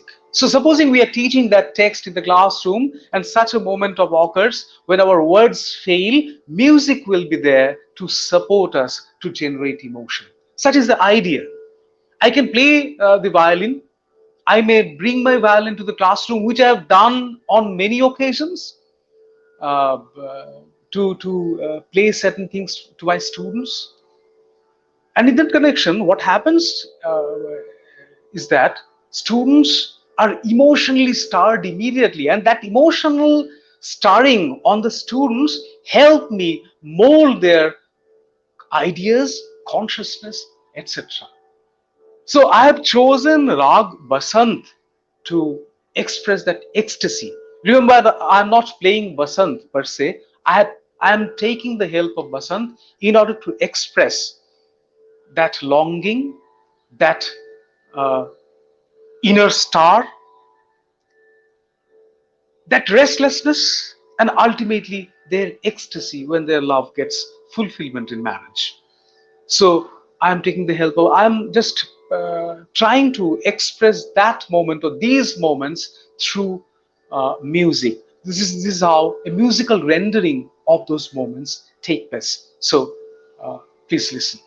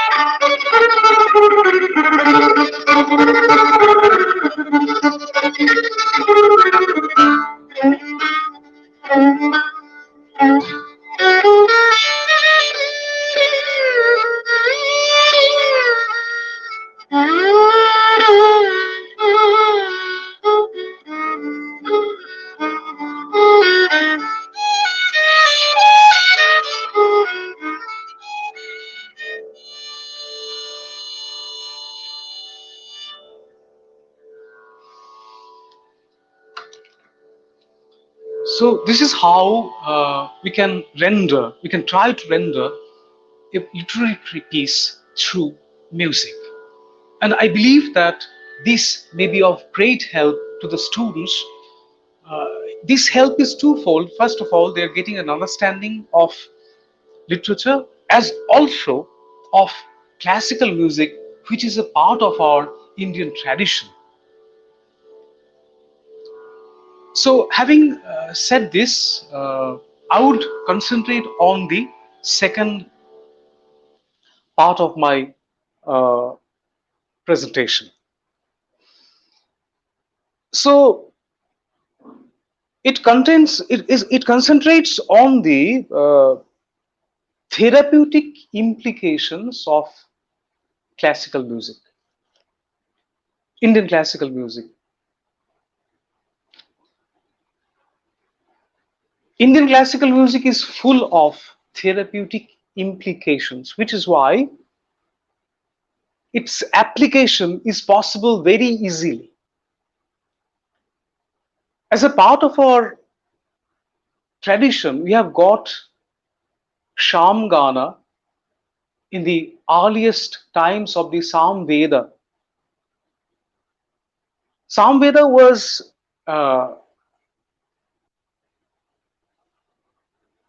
essentially pentatonic in structure, uh, which are actually songs, 5 notes, pentatonic. And at different times of our development of Indian history, cultural history particularly, we have seen that music has been a part of our lives. Our folk culture, folk tradition, also so much rich musically that we are amazed. And we would see, if we concentrate on the folk music of our uh, nation, there are remarkable similarities of folk tunes with our ragas. Actually, what happens is that things are there on the level of the common people, and now they're brought to the court. Some people get the support of the royal authority. Theories are written, theories are practiced, and theories are created, and songs are sung with reference to that theory. This is how something becomes classical. We have seen that the ancient Tyagaraja of South India, it is seen of Tyagaraja that he could bring the dead people uh, to life, into life again. Actually, it's extremely metaphoric. Uh, Now we are quite traumatized because of the attack of pandemic. So everything is in a state of stupor. Everything is in a state of um, traumatization. So music is of immense help under such conditions. I would like to concentrate on all these. Legend has it that Tansen sang Rag Deepak, and fire broke out, and his daughter sang Miyaki Malhar, and rain uh, started raining, and the fire was extinguished. Actually, all these stories are quite common among us. These stories move from mouth to mouth. Actually, these stories are extremely metaphoric. Music plays a very wonderful role in making metaphoric expressions of our life. So our previous speaker was referring to metaphor, metonymy and metaphor. Actually, these are very near us. So metonymy is something which you make a part and parcel, when you make music a part and parcel of your existence, and metaphor occurs when you make references, when you start finding parallels of what is happening in life to what might exist on another level. So music often functions a metaphoric function. Music is often a metaphor for life. Music, we know that something soothing, something good to hear. So if someone speaks good of you, talks good to you, you feel good. And if that thing is musically expressed through notes, musical notes, rhythm and harmony, that must be quite soothing to all of us. Those who are non-musical must respond to music if proper things are uh, presented to them. I would like to refer to how music works, but before that, uh, at a glance, you would see what music is capable of, what music does. First of all, music improves our quality of life. Our living condition is improved by listening to music. Then it brings about relaxation.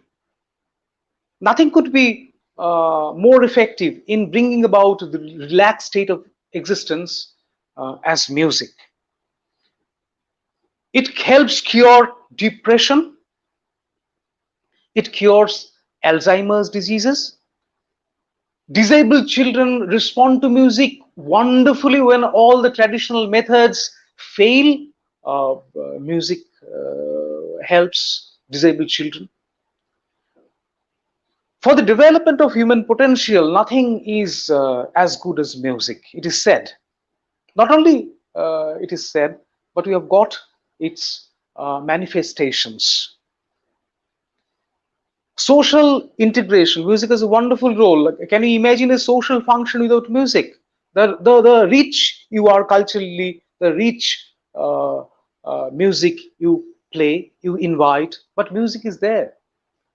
Cacophony is also what I call cacophony is also music to some people, but I am concentrating on Indian classical music in particular. With the advent of adolescence, uh, sort of anxiety, restlessness uh, sets in among the adolescents. So music plays a vital role in removing that anxiety among adolescents. So give them some music, give them some musical instrument to practice, or let them hear some music. So it helps develop our cognitive ability. I'm coming to that sometime later. Plato says that music influences the emotions and can influence the character of an individual. Aristotle says music purifies crude emotions. It improves neuroplasticity. Modern science tells us it improves neuroplasticity. That with the advent of age, we lose our capability of learning something new. But if you go on practicing music, if you go on listening to music regularly, your neuroplasticity improves. You uh, develop the capability, your cognitive ability develops to such levels that you become a child, like a child. You become like a child which is ready to perceive new things. Actually, the more we grow, the more we lose the ability, cognitive ability to understand, to learn. But a musician or a music loving person, a music lover, never loses the capability of learning. Now, let me concentrate on how music works. Before that, I would like to say that whenever we speak of music therapy, never think that it should be uh, everything in curing a disease. There should be the main course of treatment, and at the same time this should be the treatment that supports the main course. Nobody claims that play this raga and all these diseases will be over. Nobody says that, and if somebody says that, it will be a foolishness. What I say that music plays a vital role in the secretion of certain hormones, and this is how certain uh, qualities of life can be achieved. I'm trying to show that. First of all, what happens, uh, when we listen to to some ragas or raginis, or listen to some soothing piece of music, for example, Mozart. If you listen to Mozart, particularly Beethoven, some compositions, and obviously classical music, Indian classical music, North Indian classical music in particular, certain chemical reactions will be starting happening in you. And these chemical reactions inside you will be expressed through your behavior. First of all, music stimulates our pituitary gland, the master gland, and this influences the entire nervous system. We know that our body is 90% water, and these musical notes in different structures create a sort of waves in our body, and these waves work, and especially in the secretion of three basic hormones, pleasure hormones, music play a very pivotal role. I'm referring to these hormones. One is dopamine, serotonin, and melatonin.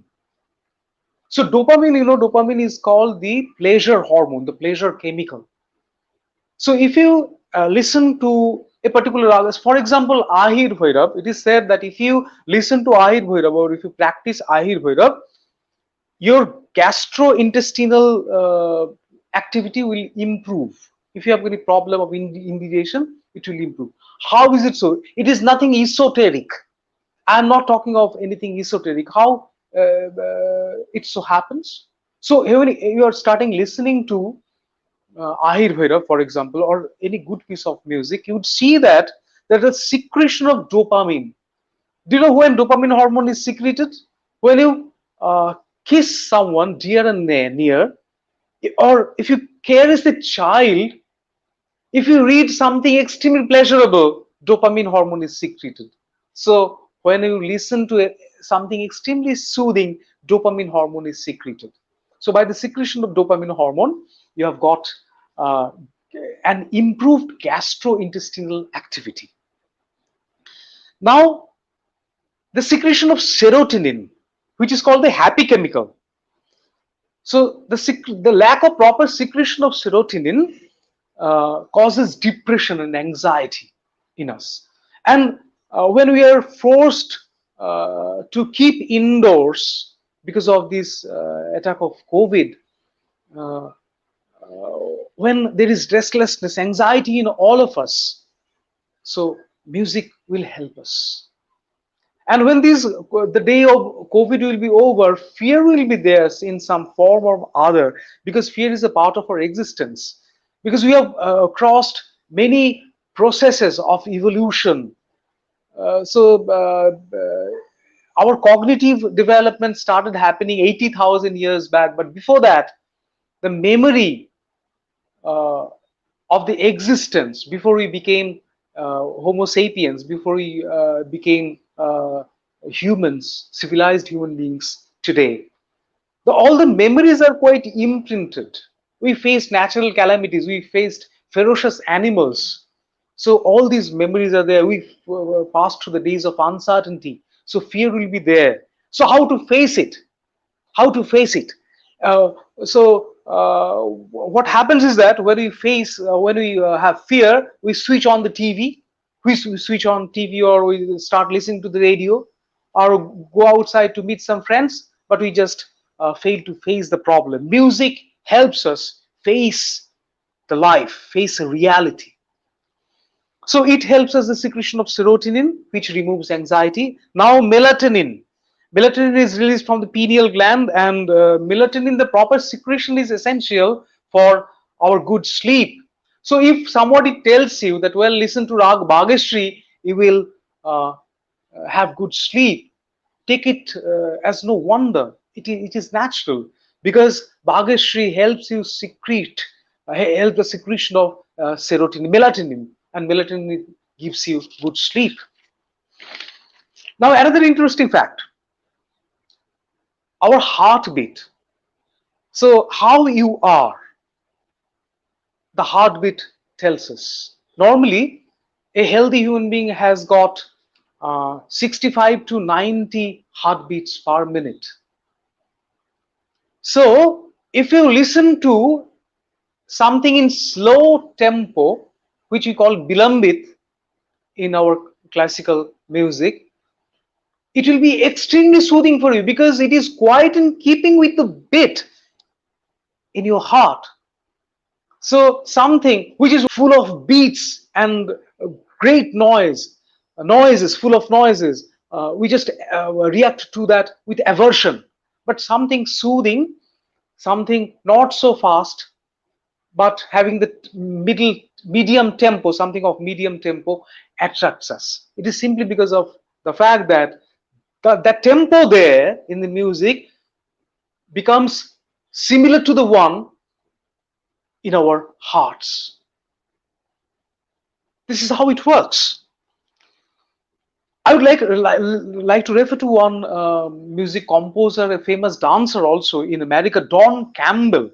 So Don Campbell made some remarkable experiments with music. He speaks of a particular phenomenon, integrated auditory patterning. Integrated auditory patterning. Don Campbell claims that if somebody listens to music, he would be able to avert stroke forever. How is it possible? That by listening to a particular kind of tempo, some particular kind of rhythm, some particular kind of notes, a certain kind of conditions happen, which is why we recommend Indian classical music, North Indian classical music in particular. So this is how an integrated auditory patterning takes place inside us. There is another famous music therapist whose name is Alfred Tomatis. He was a Paris-based doctor, medical doctor. This Paris-based medical doctor is famous for experiments with music. He's called the Einstein of sounds. So Tomatis said that our cranial nerves, which are associated with our linked with our ears, are soothed when we listen to good piece of music. He recommends the music of Mozart. He's famous for the Mozart effect. He just brought the patients who are suffering from trauma, Alzheimer's disease, dementia, depression, and he recommended Mozart for them. Why Mozart? Because in Mozart we find music to be expressed in a very simple way. It is not highly intricate like Baroque music, which is contrapuntal in form. That is, it has got several counterpoints and very intricate in design. Mozart, on the contrary, is very simple. So Tomatis speaks of listening to Mozart. Actually, there is a neurosensory stimulation that brings certain functionings. He speaks of auto-psychophonology. Auto-psychophonology. You just listen to something, something happens automatically, some sort of condition. So remember Don Campbell's integrated auditory patterning. In a nutshell, music works on 3 levels: cognitive level, affective level, and psychomotor level. Cognitive level, that means you listen to music, you understand something of music. And this very understanding, this perception gives you some knowledge, and with that knowledge, you respond to the understanding of other phenomenon of life. So when other sensations start happening, you perceive that with the musical knowledge which is already you have put. And a third function of that cognitive ability which you develop is expressed through your behavior. So you are not easily angry, you do not express anger, you are not egoistical, you are not egotistical, you don't show your ego, you develop the understanding of other people, you try to understand other people, you are scarcely imposing. So all these ability take place in us when we become musical, when we practice music, or we listen to music actively. Then affective, there is an emotional change in us of which you have spoken of. There is some kind of conditioning, and that conditioning is expressed through your behavior. Now, psychomotor activities takes place with any movement. You understand it better. Supposing somebody is throwing a ball at you at a distance, and you are supposed to catch it, and you unconsciously fix movements for the catching of the ball. You know at what speed you have to move, which limbs of yours have got to be placed at what position, and ultimately you catch the ball. This is associated with psychomotor activity. So it is seen that if somebody sings, if somebody practices singing, or if somebody plays some instrument, he or she automatically develops psychomotor skill. You know what happened? Being an instrumentalist, I understand that there are lots of finger movements. So central nervous system and peripheral nervous system. In most of the cases, what happens is that you are actively involved in developing a particular skill. But music is something that involves both this central and peripheral nervous systems. It brings both them together. So a musician, I believe, would be able to drive better, would be able to concentrate better. And I'm concentrating on the activity, psychomotor activity. So music develops your psychomotor skill. So having said all these theoretical matters, I would like to give you a prescription. So I've got a list of 14 ragas. So those who had some preconceived notions concerning classical music, I would like to tell them, please listen to classical music every day. If you are not a practitioner of that, please listen. It is not something brought from outside. It is a part of our cultural tradition. So make it a part of our existence. So if you just listen to some ragas, I have told you how each of the ragas works. So I would like to give you a list of some of the ragas, just try to remember, and how these ragas cures certain problems, certain diseases, etc.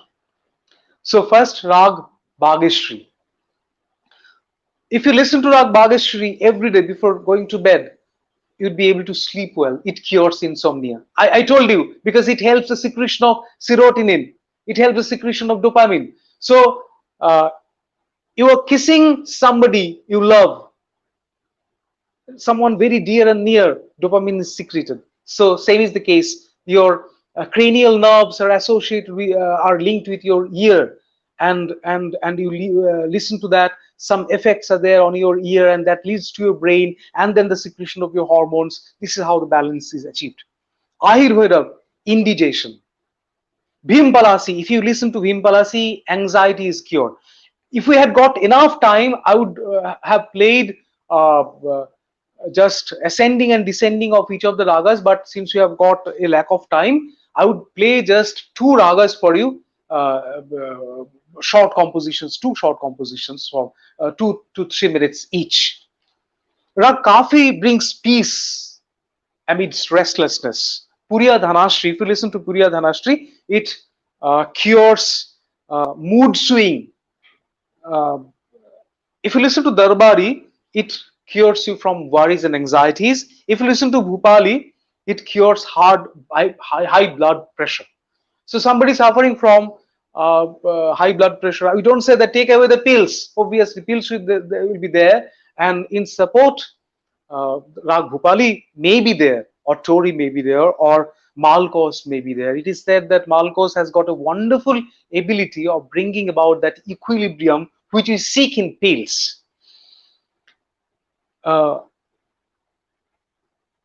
Chandrakos cures heart diseases. Hamsadhvani cures heart diseases, etc. So there is Kalavati that brings relaxation. I would like to play Bhimpalasi. Just listen to Bhimpalasi short alap and then Hamsadhvani. And both these ragas are famous for being such ragas as can induce sleep, and each of them cures restlessness, worries, anxieties. So I would like to play Bhimpalasi first, a short alap to be followed by Hamsadhvani.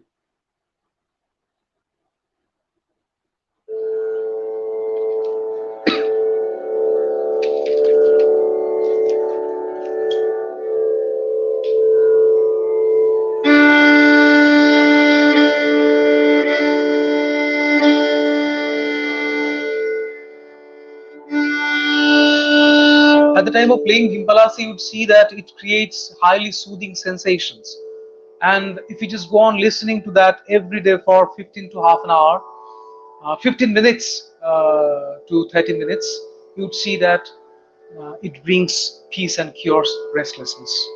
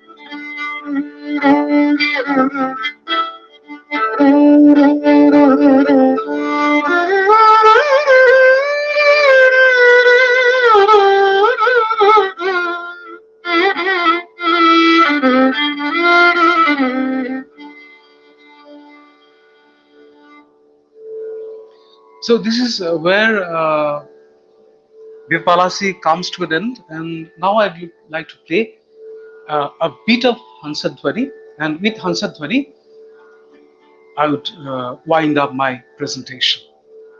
Hansadhwani is basically a South Indian rag, but which is very much famous among the uh, North Indian musicians, and it's a very famous raga among the listeners.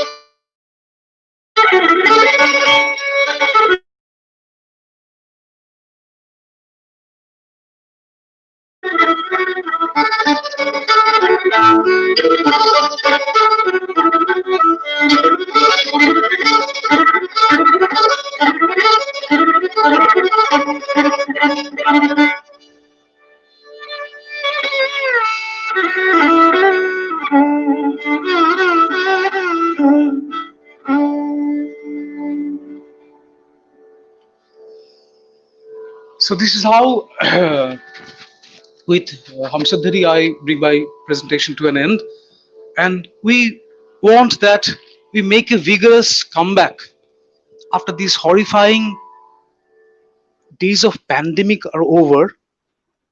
No matter wherever we are, whatever we do, music must play a very pivotal role. And with this note, and just make music a part of your existence, and if we do that, you would have a very better life, you would have a quality life. I believe a musician, not only a musician but an active listener of music, must be a better human being, which we need greatly in our present day society, which is of great importance for us. So having said this, I would like to request all of you to make music a part of your existence. And obviously, I bring this presentation to an end with a note of thanks to the organizers, Nagar College and Amar Kundu College. Anwar is there, Vijit is there, other members are actively there. I express my thankfulness to Principal Sir for having organized such a wonderful 2-day-long webinar. Thank you.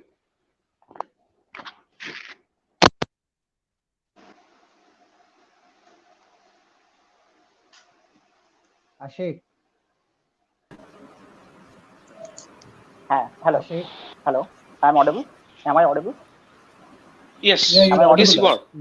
Yes, yes. Yeah, Now, Yes, I would you are like to audible. Yes, thank our yes, distinguished and yes. versatile speaker, Professor Sri Somnath Chakraborty, for making excellent presentation and making this webinar very interesting and meaningful.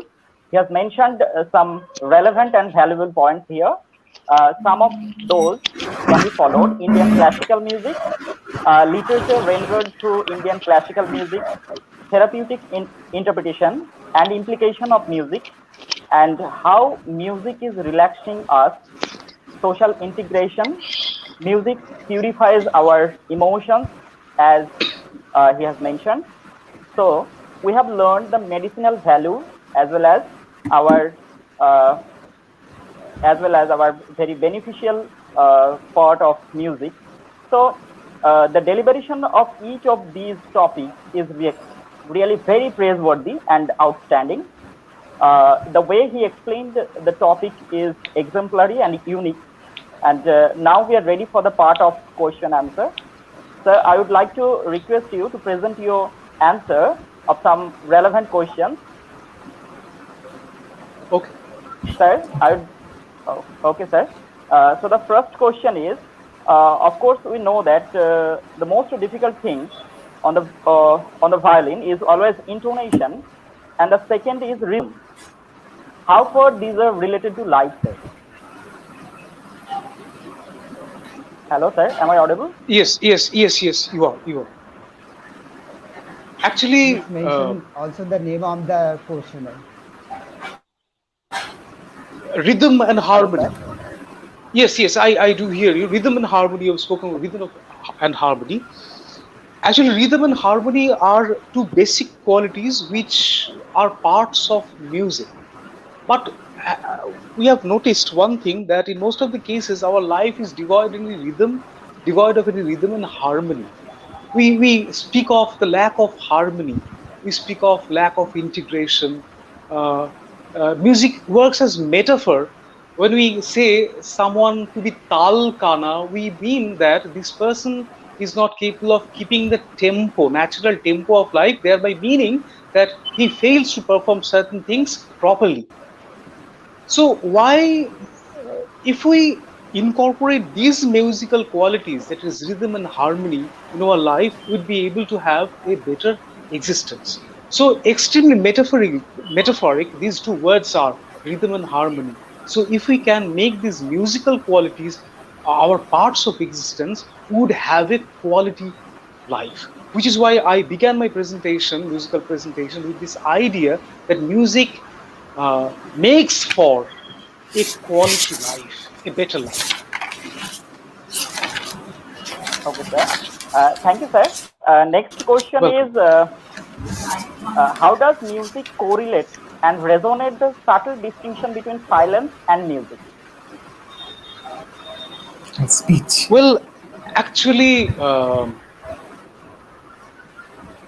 what you call sound is a form of silence, and what you call silence is a form of sound, which are integrally associated. So time, if we consider the time, you would see that time is a form of matter, and matter is also a form of time. So is the case with silence and uh, music or sound.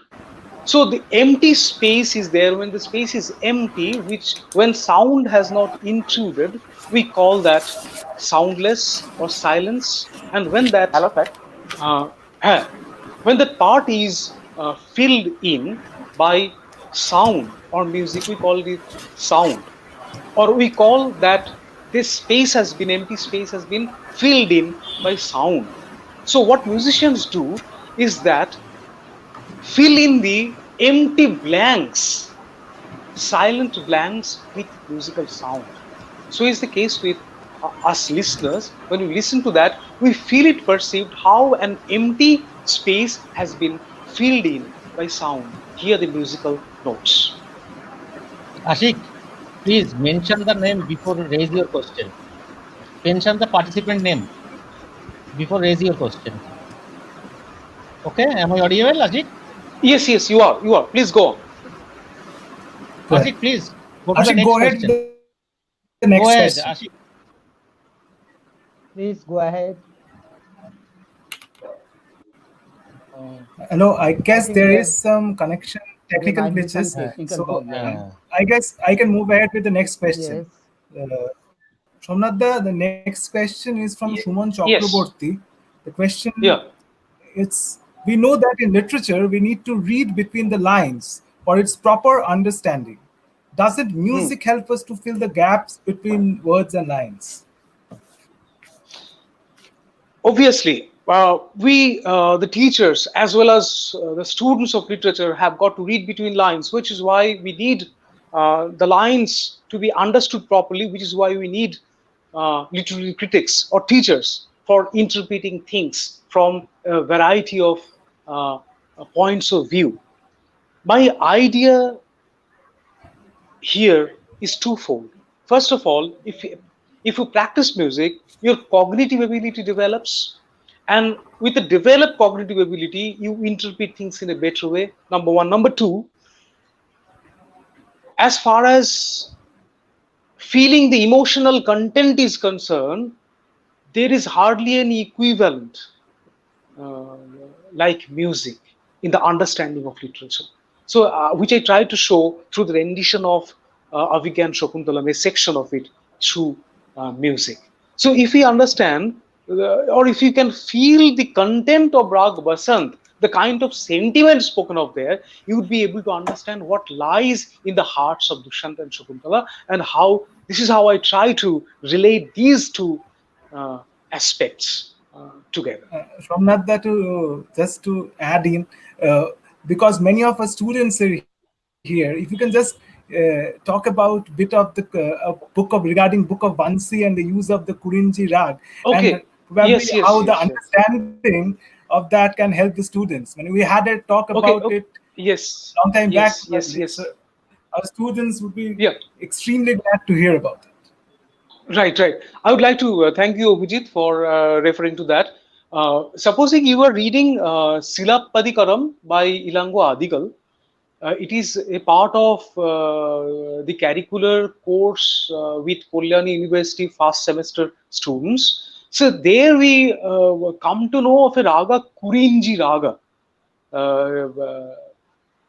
So students don't know what Kurinji Raga is all about. So uh, an ordinarily a teacher will come and say, well, these tribal women are playing a song, and this is how they worship their Pattini, local goddess. And this is how it comes to an end. But we uh, fail to perceive what we have missed.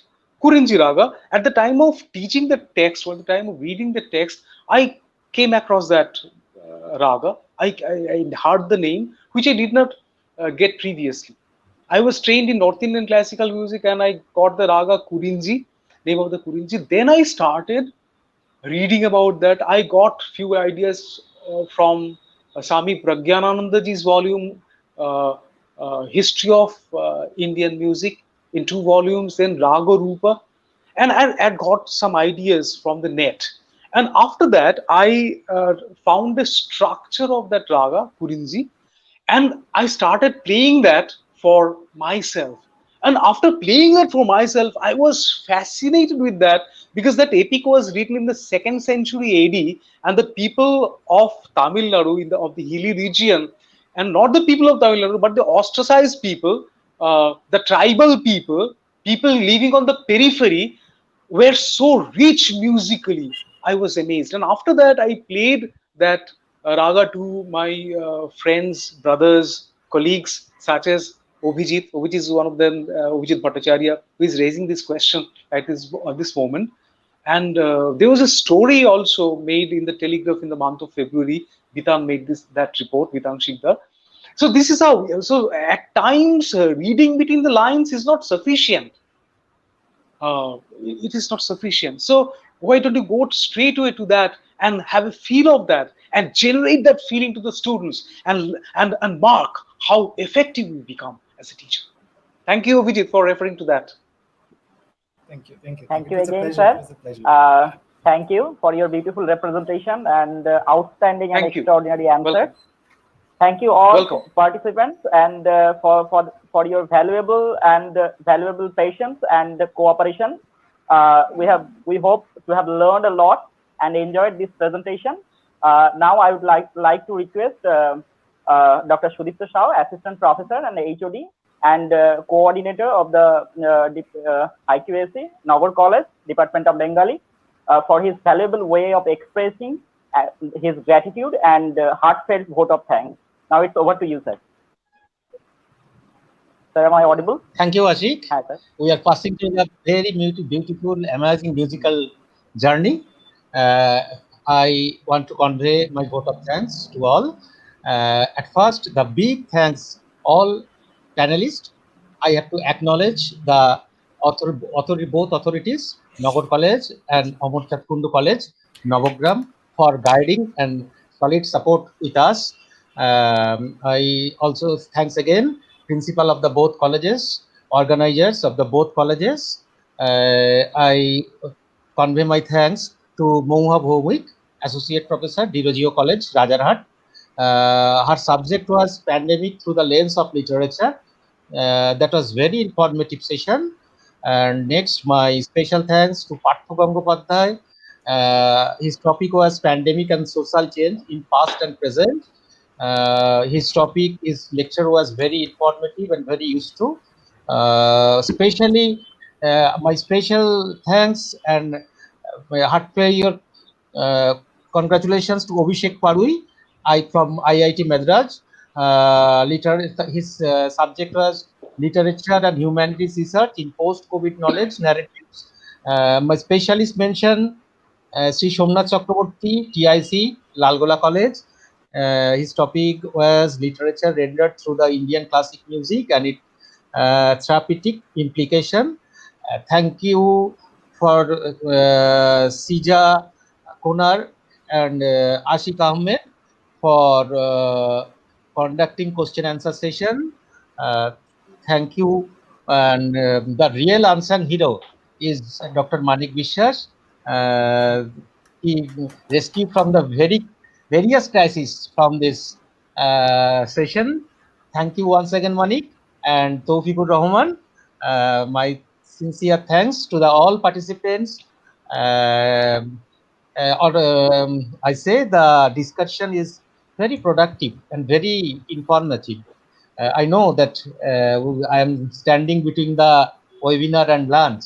So, on behalf of authority, I am announcing the session is end. And thank you all. Thank you.